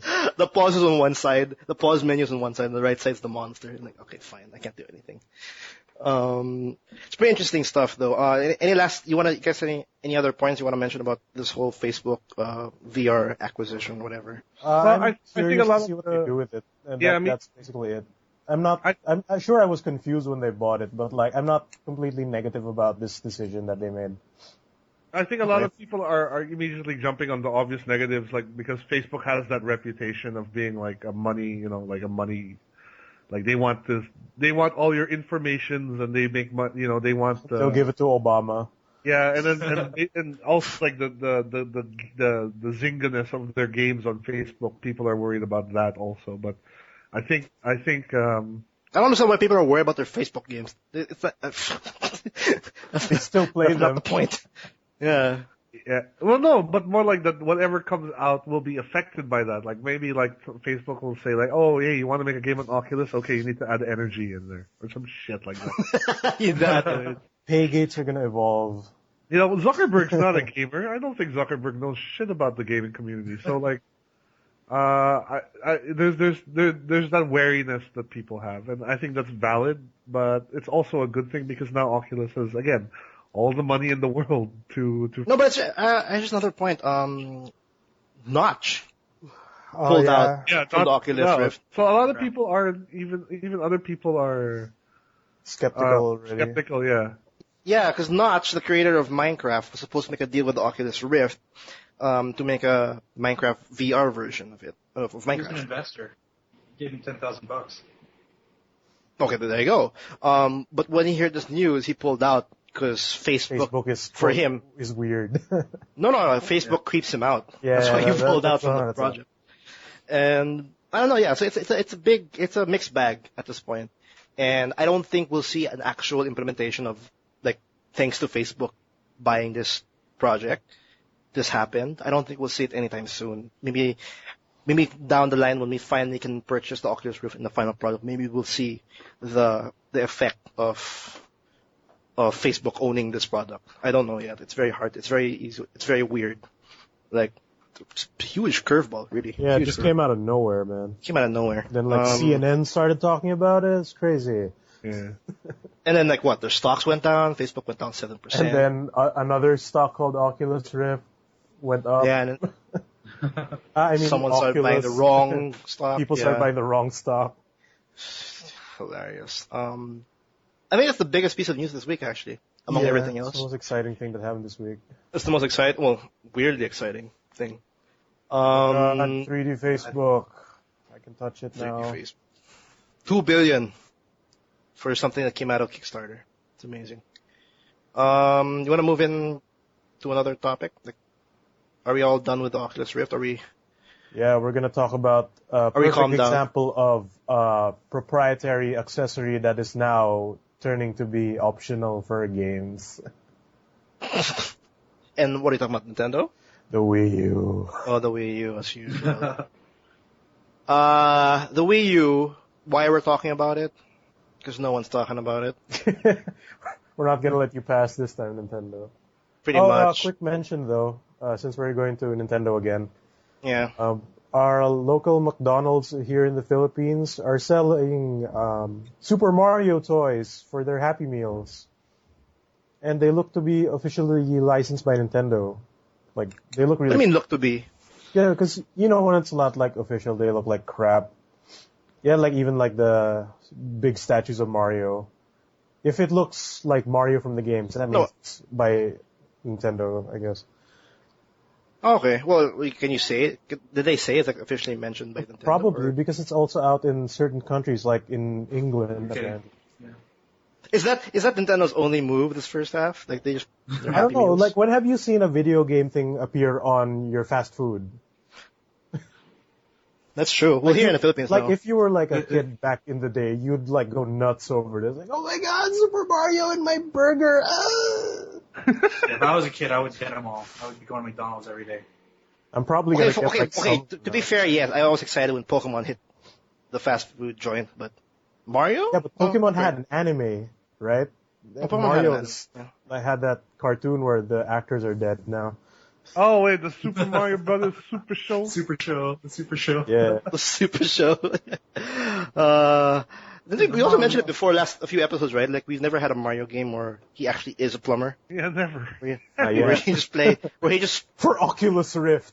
That's because all the games are just his dreams. You know, he's actually plumbing. He doesn't want to dream about plumbing all Hey, day. that's only canon in Mario 2. That's It right. was Doki Doki Panic or whatever.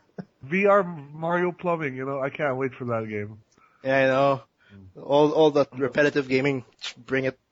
Okay, going back to the main honcho, which is non-existent at this moment. Nintendo, apparently, like we've talked about it like many times already, because We've Yeah, talked we talk about it when Nintendo's they do woes, something. yeah. Now we're Yeah, gonna we talk talk about about- when they don't do anything.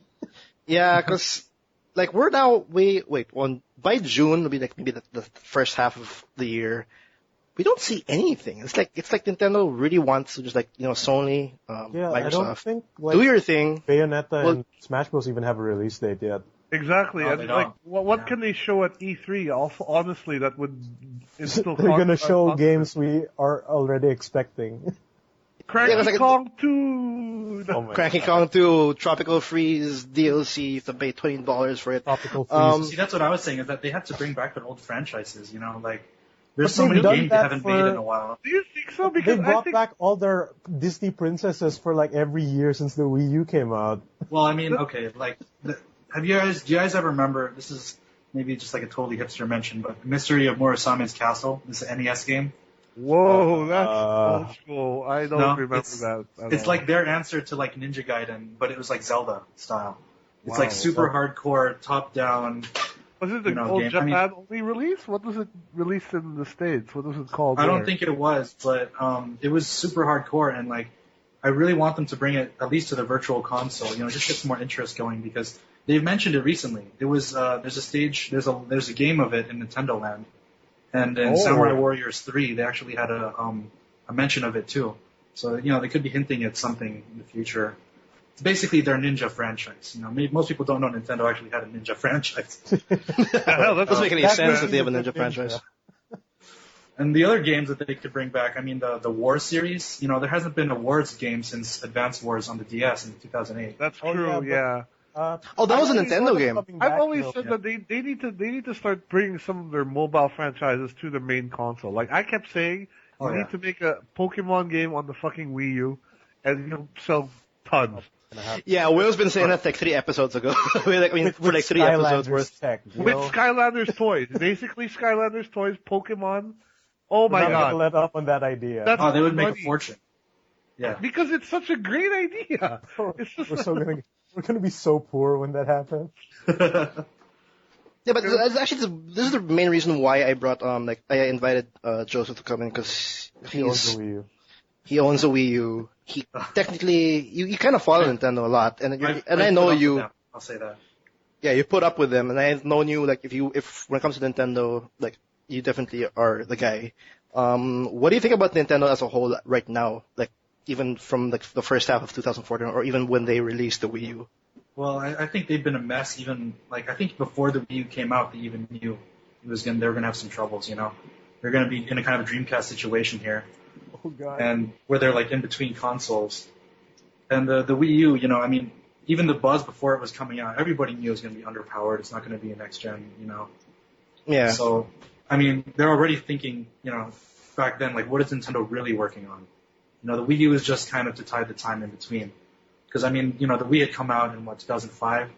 They had to have something out, basically. So this is my theory, is that whatever Nintendo's been working on, like the real thing they're working on, the tech is not ready yet. So they had to release the Wii U to kind of prepare for it. And do you guys think that's it? Like, they just released the Wii U for the sake? Like, if that's the case, like, I think it's partially true that when they really saw that the Wii U isn't doing well, then they started thinking, we gotta do something else now. Or we gotta speed it up. That's what they're basically saying right now, right? And, you know, they announced that weird health thing that's coming out, or hopefully is coming out, because, like, the heart rate monitor didn't come out.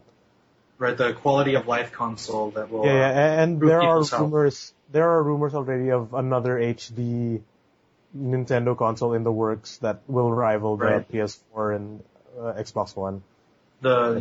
Actually the Fusion, those rumors when those came out, at first I wasn't so sure about that, but then the Iwata actually talked about it, and he said that what we're gonna do is to try to merge their hardware and software. Their handheld and console divisions. Okay. To try to make a hybrid device, and that sounds a lot like what the Fusion stuff that we saw online. Well, that's what I've also been thinking, that they need, like, if they can integrate the 3DS more into the mainline console, sort of like how the Vita and the PS3 have that sort of cross-play features. Yeah. Well, the PS4 and the Vita. Or PS4 and the Vita. Sorry, PS3 also has it, but to not an extent. Yeah. This is more limited, yeah. But actually, I was really surprised that Sony actually did such a good job in that regard, whereas Nintendo kind of dropped the ball. Like the 3DS, doesn't really connect that often to the Wii U. I mean, it's not going to be used for the Smash Brothers game. I don't think it can connect. It can connect the Monster Hunter. I think can play cross-play. That's about it. Yeah, it can.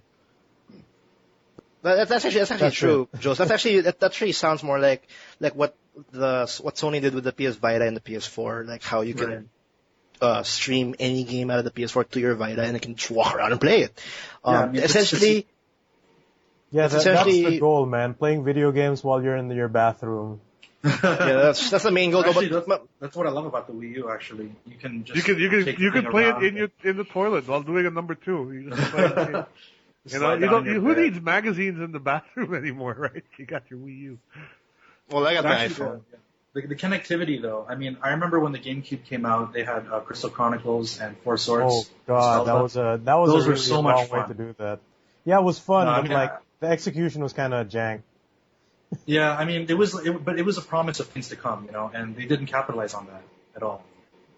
Like the, I the think, Yeah. 3DS, so many people have 3DS. Why not connect that to the Wii U? And exactly. I think they need to take advantage of the popularity of their handheld systems and sort of cross that over into their main console. Like again, I think one of the big things is they need to start looking at a lot of their mobile games that they're putting out and start putting putting them on the Wii U. Like you remember Trauma Center, which was on the DS oh, originally, I love that game. Yeah, and that eventually Yeah. went to the Wii.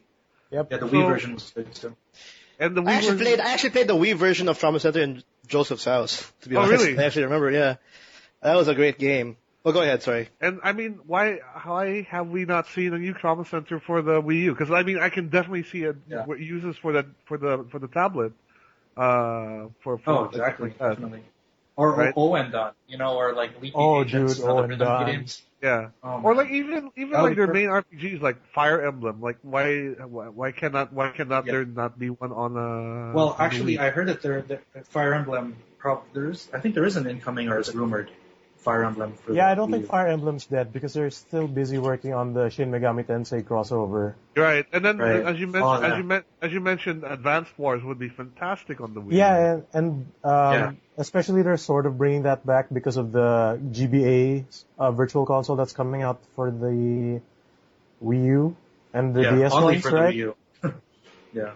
Yeah, there's a lot. It's starting to sound like there's a lot of possibilities for Nintendo to have like unique and maybe enticing titles for their Yeah, new console. and I think this is the perfect opportunity to do that because, like Will mentioned, that he wants a legit Pokemon game on the Wii and the Wii U. Like, I don't think that's gonna happen, but they could totally do the thing like what they did with the GameCube with Pokemon Colosseum, where Yeah. it's its own congested Yeah. story, but you can use your Pokemon from your handheld into the console. And Right. since it's all Wi-Fi, wireless, it's gonna be so much easier than unlike before where you had to But buy I think Carlos, you mentioned the reason the why. gateway cable, etc. It seems a no-brainer for me that they would do that.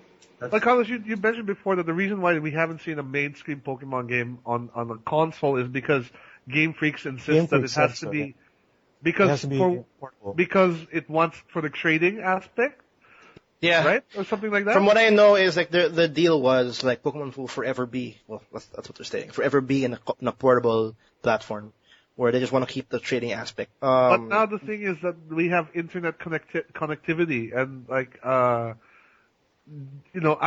played Pokemon X recently, and a lot of the trading involved for me Yes, is all online. online. It's Wi-Fi. And it's so easy now. Oh yeah, it's super easy. So for me, I'm thinking like, why can't the Wii U has just the same capabilities, online capabilities? It'd be fine. And if you integrate that aspect of the Skylander toy style sort of thing, oh my. Yeah. Yeah, like Well, with Pokemon's problem with the Wii U, it's obviously it's a corporate thing.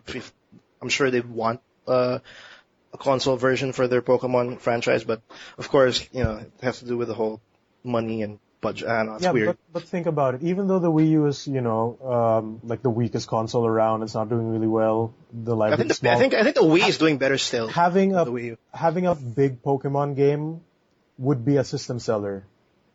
Yeah, Oh, for sure. Absolutely, Like, absolutely. That's what made the 3DS boom again, right? When Pokemon X and Y came out, like people were buying Yeah. it on impulse. Yeah, even the Here. 2DS, Oh, yeah. right? Remember the 2DS? Yeah. That That was the sold perfect at time for the same 2DS to come out. Yeah, exactly. It was sold in conjunction. So Yeah, Pokemon's actually one of those franchises where it's a brainless buy. Like you don't even know what the hell you're getting, Yeah, but like it's a new Nintendo- Pokemon no, you know anyway. exactly what Yeah, you're I don't know getting. why I You still know buy the exactly game. what you're Very getting because every Pokemon game has been the same.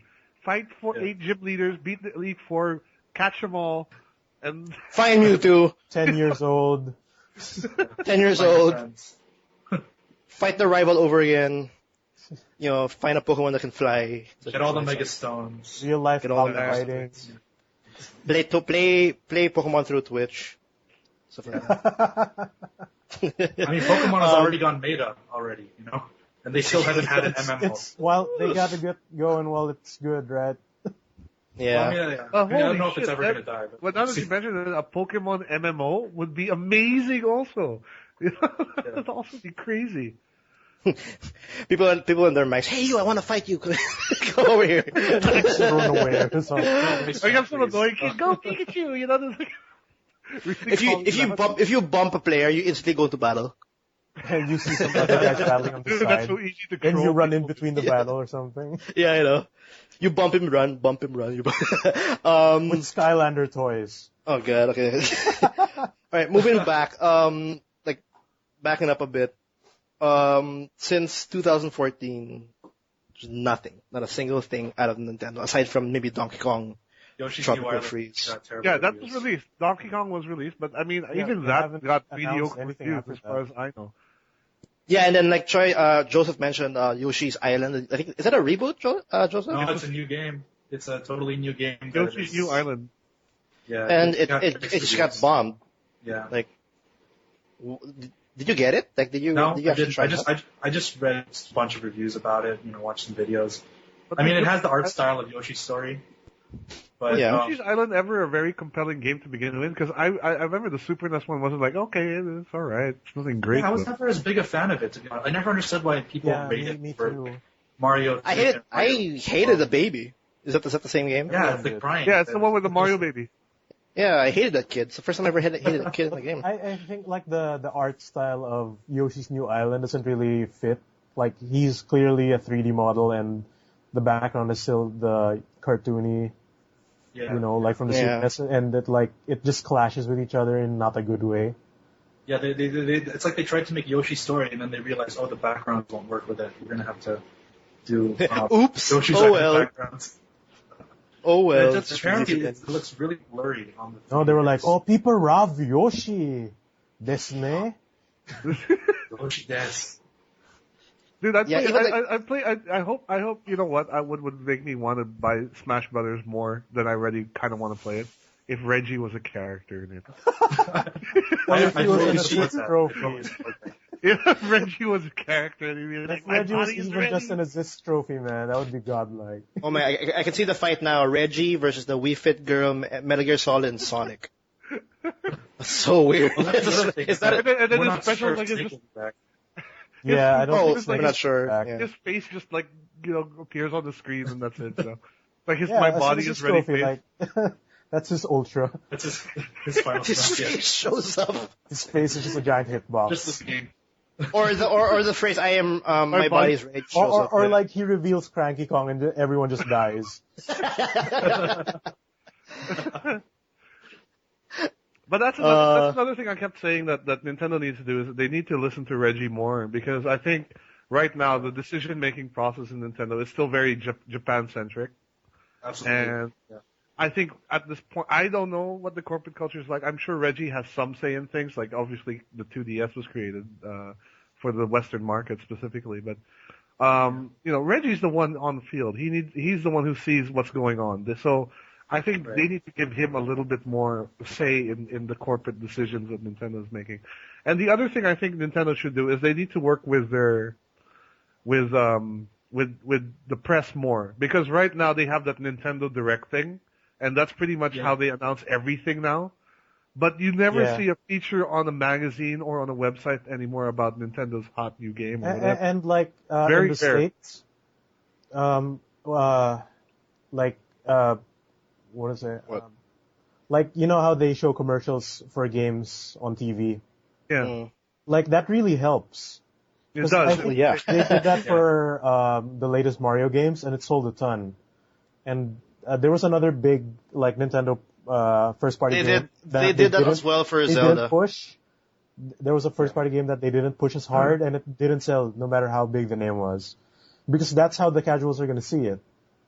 Yeah. And most of I'm not too sure about the numbers, but most of the Like- ones who own a Wii or maybe also owns the Wii U out of But do you confusion. think you think the casual gaming that was market is still something that Nintendo should target? Because for me, Not as much as before, but they that- should that- still consider them. that Like, ship kind of has sailed, man. I think that if they've all gone to like mobile. but most they part. should like push the marketing on like all their games, or like at least the big ones, because like Wonderful 101 didn't have any of that, and it Yeah, it didn't was sell just well. nothing. There was nothing here at all.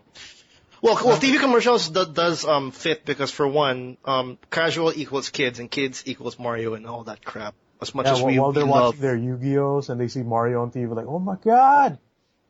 I don't think they have that much trouble, selling to kids as much. Yeah, it's to the core market that's the problem. That's Oh, you think? Okay. yeah, and that's where that's what will actually drive the sales because if at this point in time, I think everyone, at least if you're not a gamer, has a friend who is a gamer. And even if you play like 1 or 2 games a year, you're gonna ask your friend, yo, what's cool? He'll tell you what to buy. So you gotta appeal to that core market in a way, I think, and that's what will drive the sales. Even for That's the true, but that's a small percentage though. Like the first Yeah. party was that the core The players that hardcore buy. is not as big Yeah, as a the market hardcore as itself is everything not that big. But I mean, look, it's the market that's buying out PS4s and Xbox Ones. I mean, No, that's no. What I'm saying is like the core market that plays the first party titles on Nintendo, Yeah. like for Zelda and Mario. That's a very small portion. Core gamers Diminishing every year. more or less plays third party games, and the fact that they have like they're slowly dwindling in third party support. Yeah, Nintendo's especially like with getting how they promise that third-party games are gonna appear on the Wii U, yeah, and they're you slowly gotta, dropping out. Well, I mean, I kind of understand why this has been a thing since the GameCube. They've been losing so much support, and I think I understand why this is happening. And Nintendo is its own worst enemy. You look at the top 10 sales for the Nintendo console. How many of them are Nintendo games? I think Yeah. it's that stubborn Japanese mentality, like corporate mentality, that's keeping them here.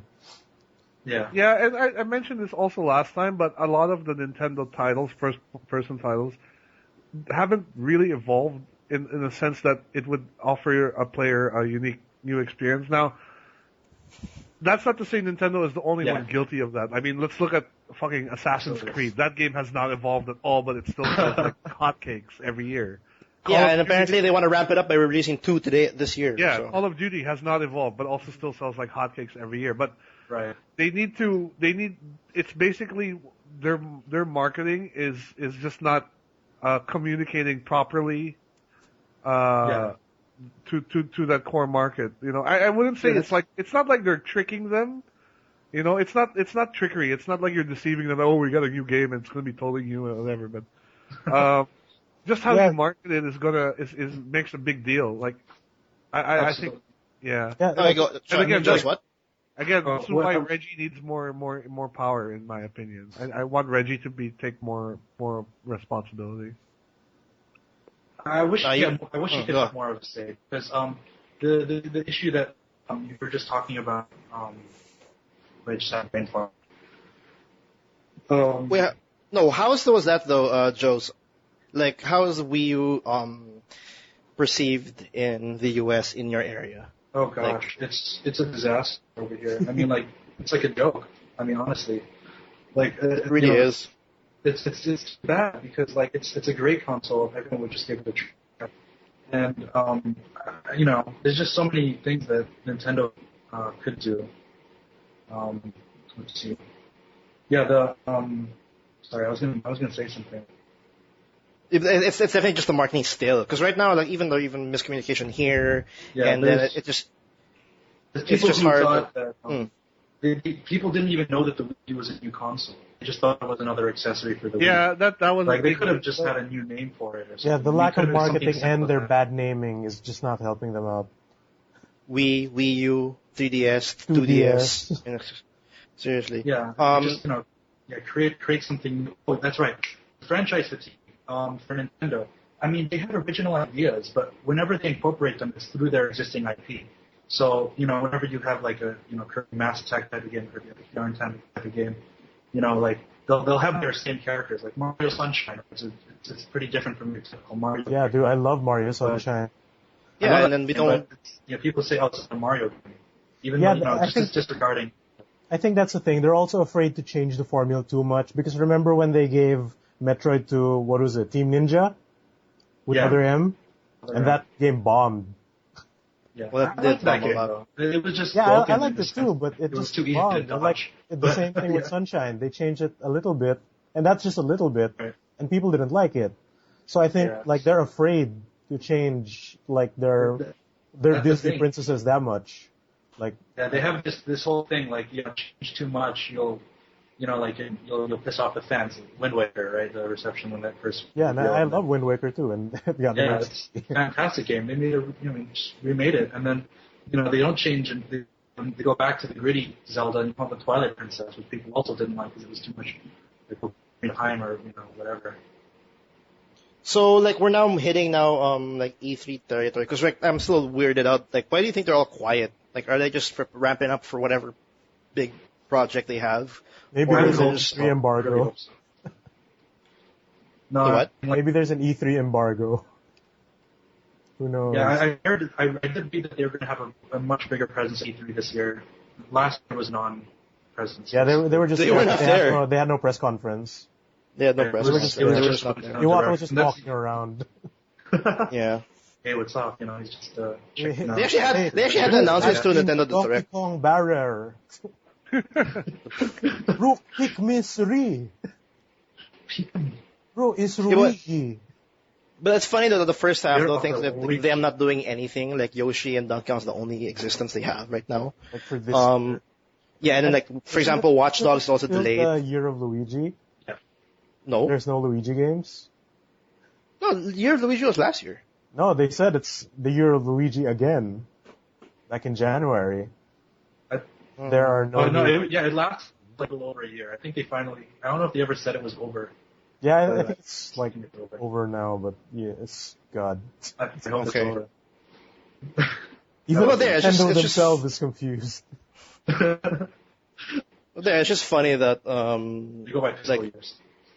I don't understand like what's going on with Nintendo right now. Like we're gonna hit June, they're gonna have a big announcement, but we'll only see the full effect of that announcement maybe around. I mean, the November? rumor mills are just swirling, So we'll see. I mean, Retro Studios. There's rumors that they may be working on a Star Fox or Star Fox Metroid crossover. Star Fox Metroid. Yeah, that was a rumor that I heard. Just like Well, there. That's about interesting as it goes because Nintendo's Yeah, and then Platinum Games, planning it with Bayonetta 2, which is I think I don't know within the year. So Yeah. Platinum Games will do anything, man. they're considered an And exclusive. they'll do it for cheap, too.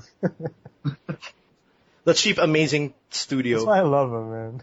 Yeah. Well, we're gonna be moving on. You want to talk about you want to continue the discussion of the street dates? Let's do that real Like- quick because we're running pretty close to time as it is. We're just gonna pretty much continue because last week we talked about how A company Data here had Blitz. broken Data Blitz broke Street Date, and we got actually a lot of feedback from this. So essentially, here's the breakdown. We all know that Data Blitz gets a lot from gray market, right? Essentially, if the game is anything but Asian region, they can do whatever the hell they want to do. Because the Asian region R3 version games are not controlled by any governing body here. That's gray market stuff, basically. Yep. It's only the R3 version, which is the supposed to be the local version where they get slapped on the wrist for, which is what happened, I think. Southeast Asian region. Yeah, the Yeah, Southeast but Asian wasn't region. the Final Fantasy... wait, you said the R3 version is is green market or R1? The R1, anything that's not R3, basically, it's mostly gray market. The R3 stuff is what the official release is supposed to be here, right? And what they have to follow. Okay. Yeah, and what they have to follow. So, anything that is not R3 basically is up to them to do. Up to them what they want to do with it. And I think on their end, now that we kind of understand that aspect, well, the reason why they buy a lot of extra region games is because they can be the first ones to market, which means they get the sale before anyone else does. And as a business, that's always a good thing, right? Yeah. Yeah. And I guess our reaction when we first heard it because we got Metal Gear Solid A week early. A week early. We got Weekend early. a weekend early. What else did we get? We got Final Fantasy. Well, that's when it kind of blew up when Final Fantasy When Final Fantasy X HD. came out a day earlier, and then Sony Philippines went, ugh. And our reaction to the whole early releases were kind of in a sense negative, in the sense that we shouldn't actually do that because it's in the long term it'll affect how third parties, I mean not third parties, publishers and developers would treat the Philippines more like if they would put maybe promotions or whatever, or maybe just long term effects of like these kinds of moves. Now it's more of like it wouldn't really quite matter if it happens or not. Like if like just it's only if like for example Sony PH does like take wind of it and they don't want it. But in the end, do you think do you believe what they say now? It doesn't really matter. The earlier the better. In a sense. Like breaking street dates is not really an issue for me, but like my issue is more with the unclear like region info that we're getting from the shops. That's true. Yeah. And like for example with the R2s that we somehow get for our collector's editions first. I know why they do that. It's because it's cheaper to get like collector's editions from in R2 because like in Europe, people mostly buy their games digitally, apparently. Which is why also their PlayStation Plus gets a lot of newer games like only a few months after it comes out. Yeah. But like for everything else, like sometimes we only get R1s for these games, sometimes we get R3s. And like they don't know what region it is until either the day before or for the most part the day when it arrives in the shop. Yeah, exactly. That's the issue that's always been there like for years. Like Database just throws it out there, and then if you get what you want, or like when you pre-order, they tell you, oh, it's they told us it's gonna be R1, then when you get it, it's R3. It's R3. So yeah, no. What about you, Joseph? What's your take of like having release dates being, does it really matter to you? Or are you actually happy when it comes out? Like, what do you think is the... It happens, like, once in a while here, like, from Amazon. I feel like if you're ordering online, then it's not that big a deal, supposedly, because, often the mail gets backed up. Like, so they have to send them out earlier. So you get them on release day. I can kind of understand that, but I don't like is, the companies like, for example, Twitch, like, and people for playing games early or, something like that. Or, I mean, like someone was mentioning on this thread, not someone, but a lot of people are mentioning here that like people, books come out early, movies come out early. The street dates are broken there quite often, but when it comes to games, suddenly it's serious business, Yeah. I mean, a lot of these games, they, or if they're multiplayer games, they won't even run until the servers are up anyway.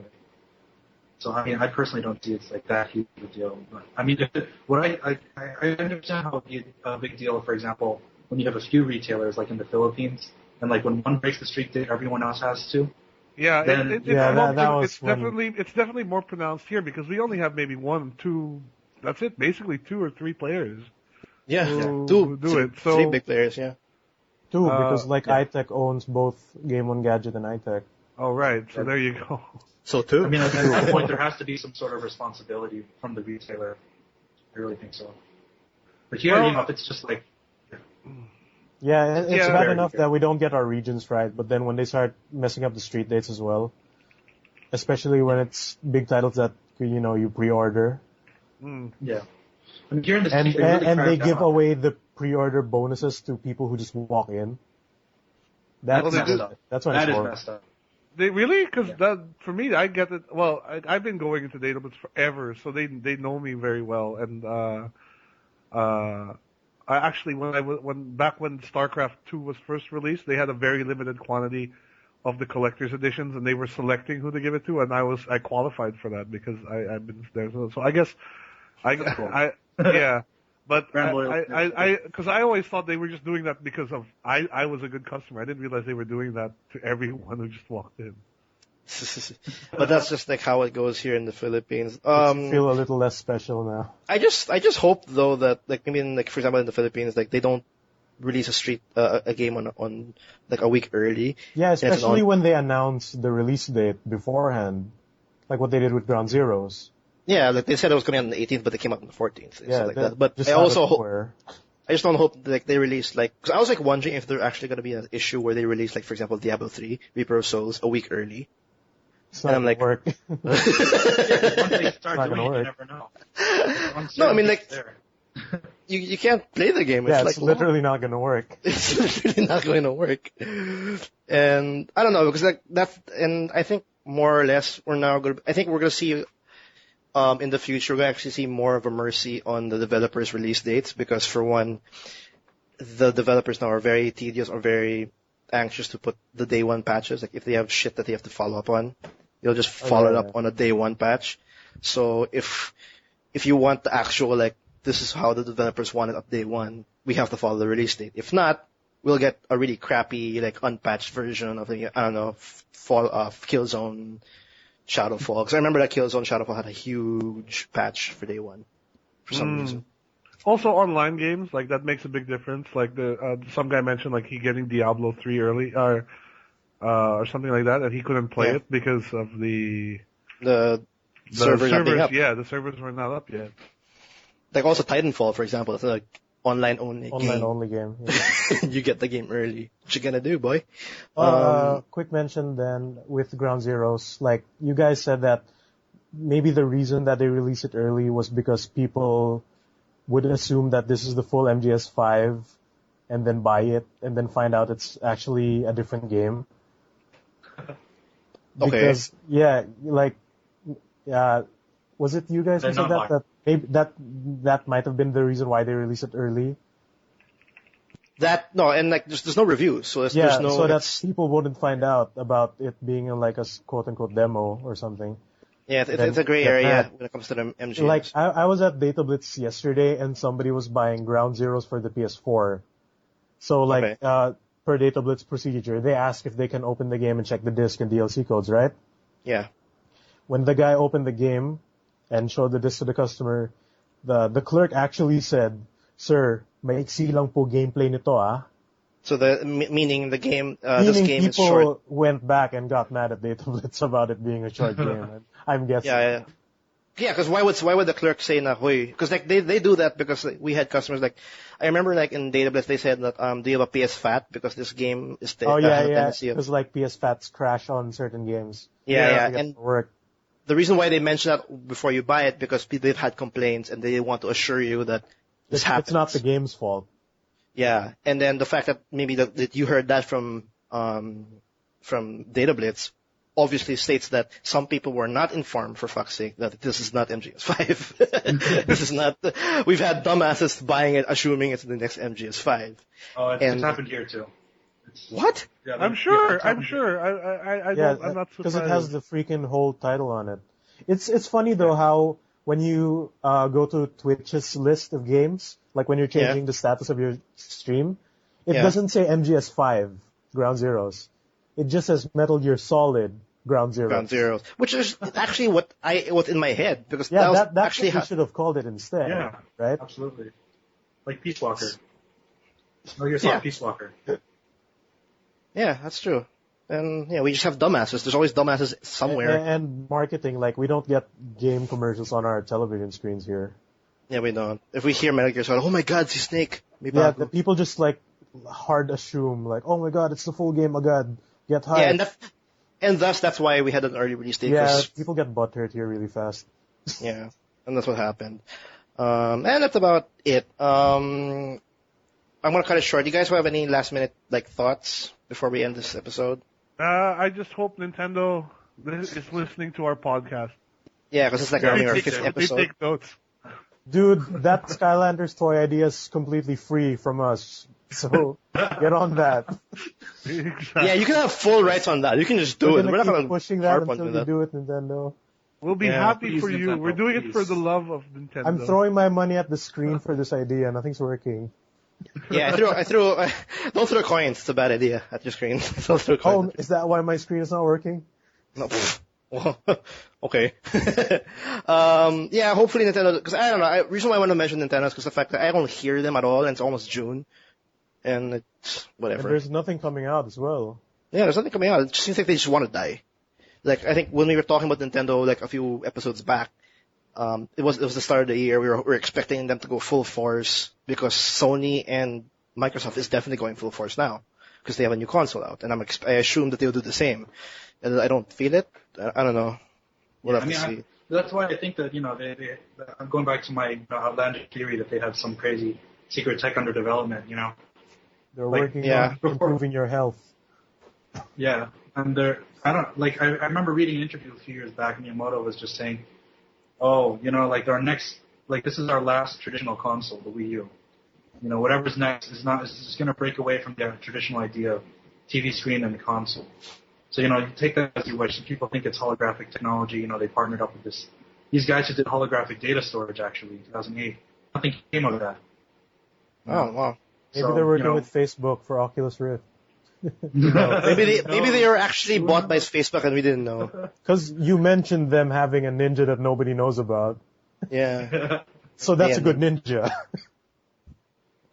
Well, I will say this. Miyamoto and Iwata took 50% pay cuts following their announcement of even Miyamoto? the Wii U. Man. Yeah, both of them took 50% pay cuts. So, kudos to those guys. I hope they just figure stuff out. The real heroes. And I hope they blow us. I hope they blow us away in E3 because E3 is coming out in June of this year. I think the first week of June. And last one, I remember like when the Wii U was announced, I got confused because I thought that was a peripheral. Everyone got confused, even me. I literally thought it was a peripheral. Yeah. I hope we don't get that kind of announcement again. No, they're really holding back because they didn't even announce a new character for Smash Brothers the past month. I mean, usually it's aside from weird that way, man. Like even assist trophies. trophies. You're surprisingly quiet with Smash Bros. Yeah, I hope it's not delayed. Oh god. No, actually, I hope it's not cancelled. Oh god. I just hope it's a good. That game just has to blow everyone away. That's the game that has to. It has to. It's their. That was the reason why sell. I got a GameCube and a Wii because of Smash Bros. That was my system sell. I wouldn't have bought a Wii U if it wasn't for Smash Bros. I mean, I've played enough Mario Kart to last me a lifetime. Yeah. Oh, that's a game that's coming out, right? Mario Kart 8. Oh, well, yeah, that's true. Yeah, it's coming out in May. That's coming out. Forgot. Yeah, even I forgot already. It's coming out in May. It's on they my have radar, something. actually. They got one game. Oh, you're planning to get it? Mario Kart Infinite? I'm for sure getting it. Mario Kart. What's interesting is that game ripped off Sonic All-Stars Raging Transform. Yeah. Huh? Which Was it? With Was the it the other way around? transforming wheels and cars, stuff. Oh, well. which in turn ripped off Mario Kart. So it's like it's the snake eating its own It's tail. a full at this circle, point. man. Yeah, they went full circle. It's now null. It's now null. Is that it? Anybody else want to mention something before I close this? No? I'm Nope, good. I think we're good. All right. Yeah. That's it for Nintendo. I hope I don't mention it again in a couple of episodes. If you guys want to check out our previous episodes and some posts and possibly our reviews that's actually like proofread and edited by Joseph himself, do check it out in our site www.toomuchgaming.com. That's 2 with the number 2. If you want to check out Miggy's YouTube videos, Let's Plays, even his own reviews, check us out at TMG blog channel. We're on Facebook. If you like the iTunes, please review us, rate us, comment. If you have any suggestions, comments, or even, I don't know, you want to ask or subscribe. Who's Yeah, that? you gotta look for us on Okay. iTunes, man. Oh. 'Cause we're not on like the list on the front page. Yeah, rating it So and yeah, actually commenting. remember, actually add the TMG podcast. Yeah, we're on iTunes. So do subscribe to check that out. You can email us at the tmgblog@gmail.com for any questions and all that. That's about it, I think. Yep, I think That's we're about good. it for this, for episode 25. We have an episode every week. We record on the weekends and we have something live always at Tuesday in the morning. And I think that's around the evening for Monday evening for like, at the West, somewhere in LA or We're in the something like that. future. Yeah, we're from the future. So yeah, that's about it. Thanks for listening, guys, and we'll see you guys next week. See ya. Alright.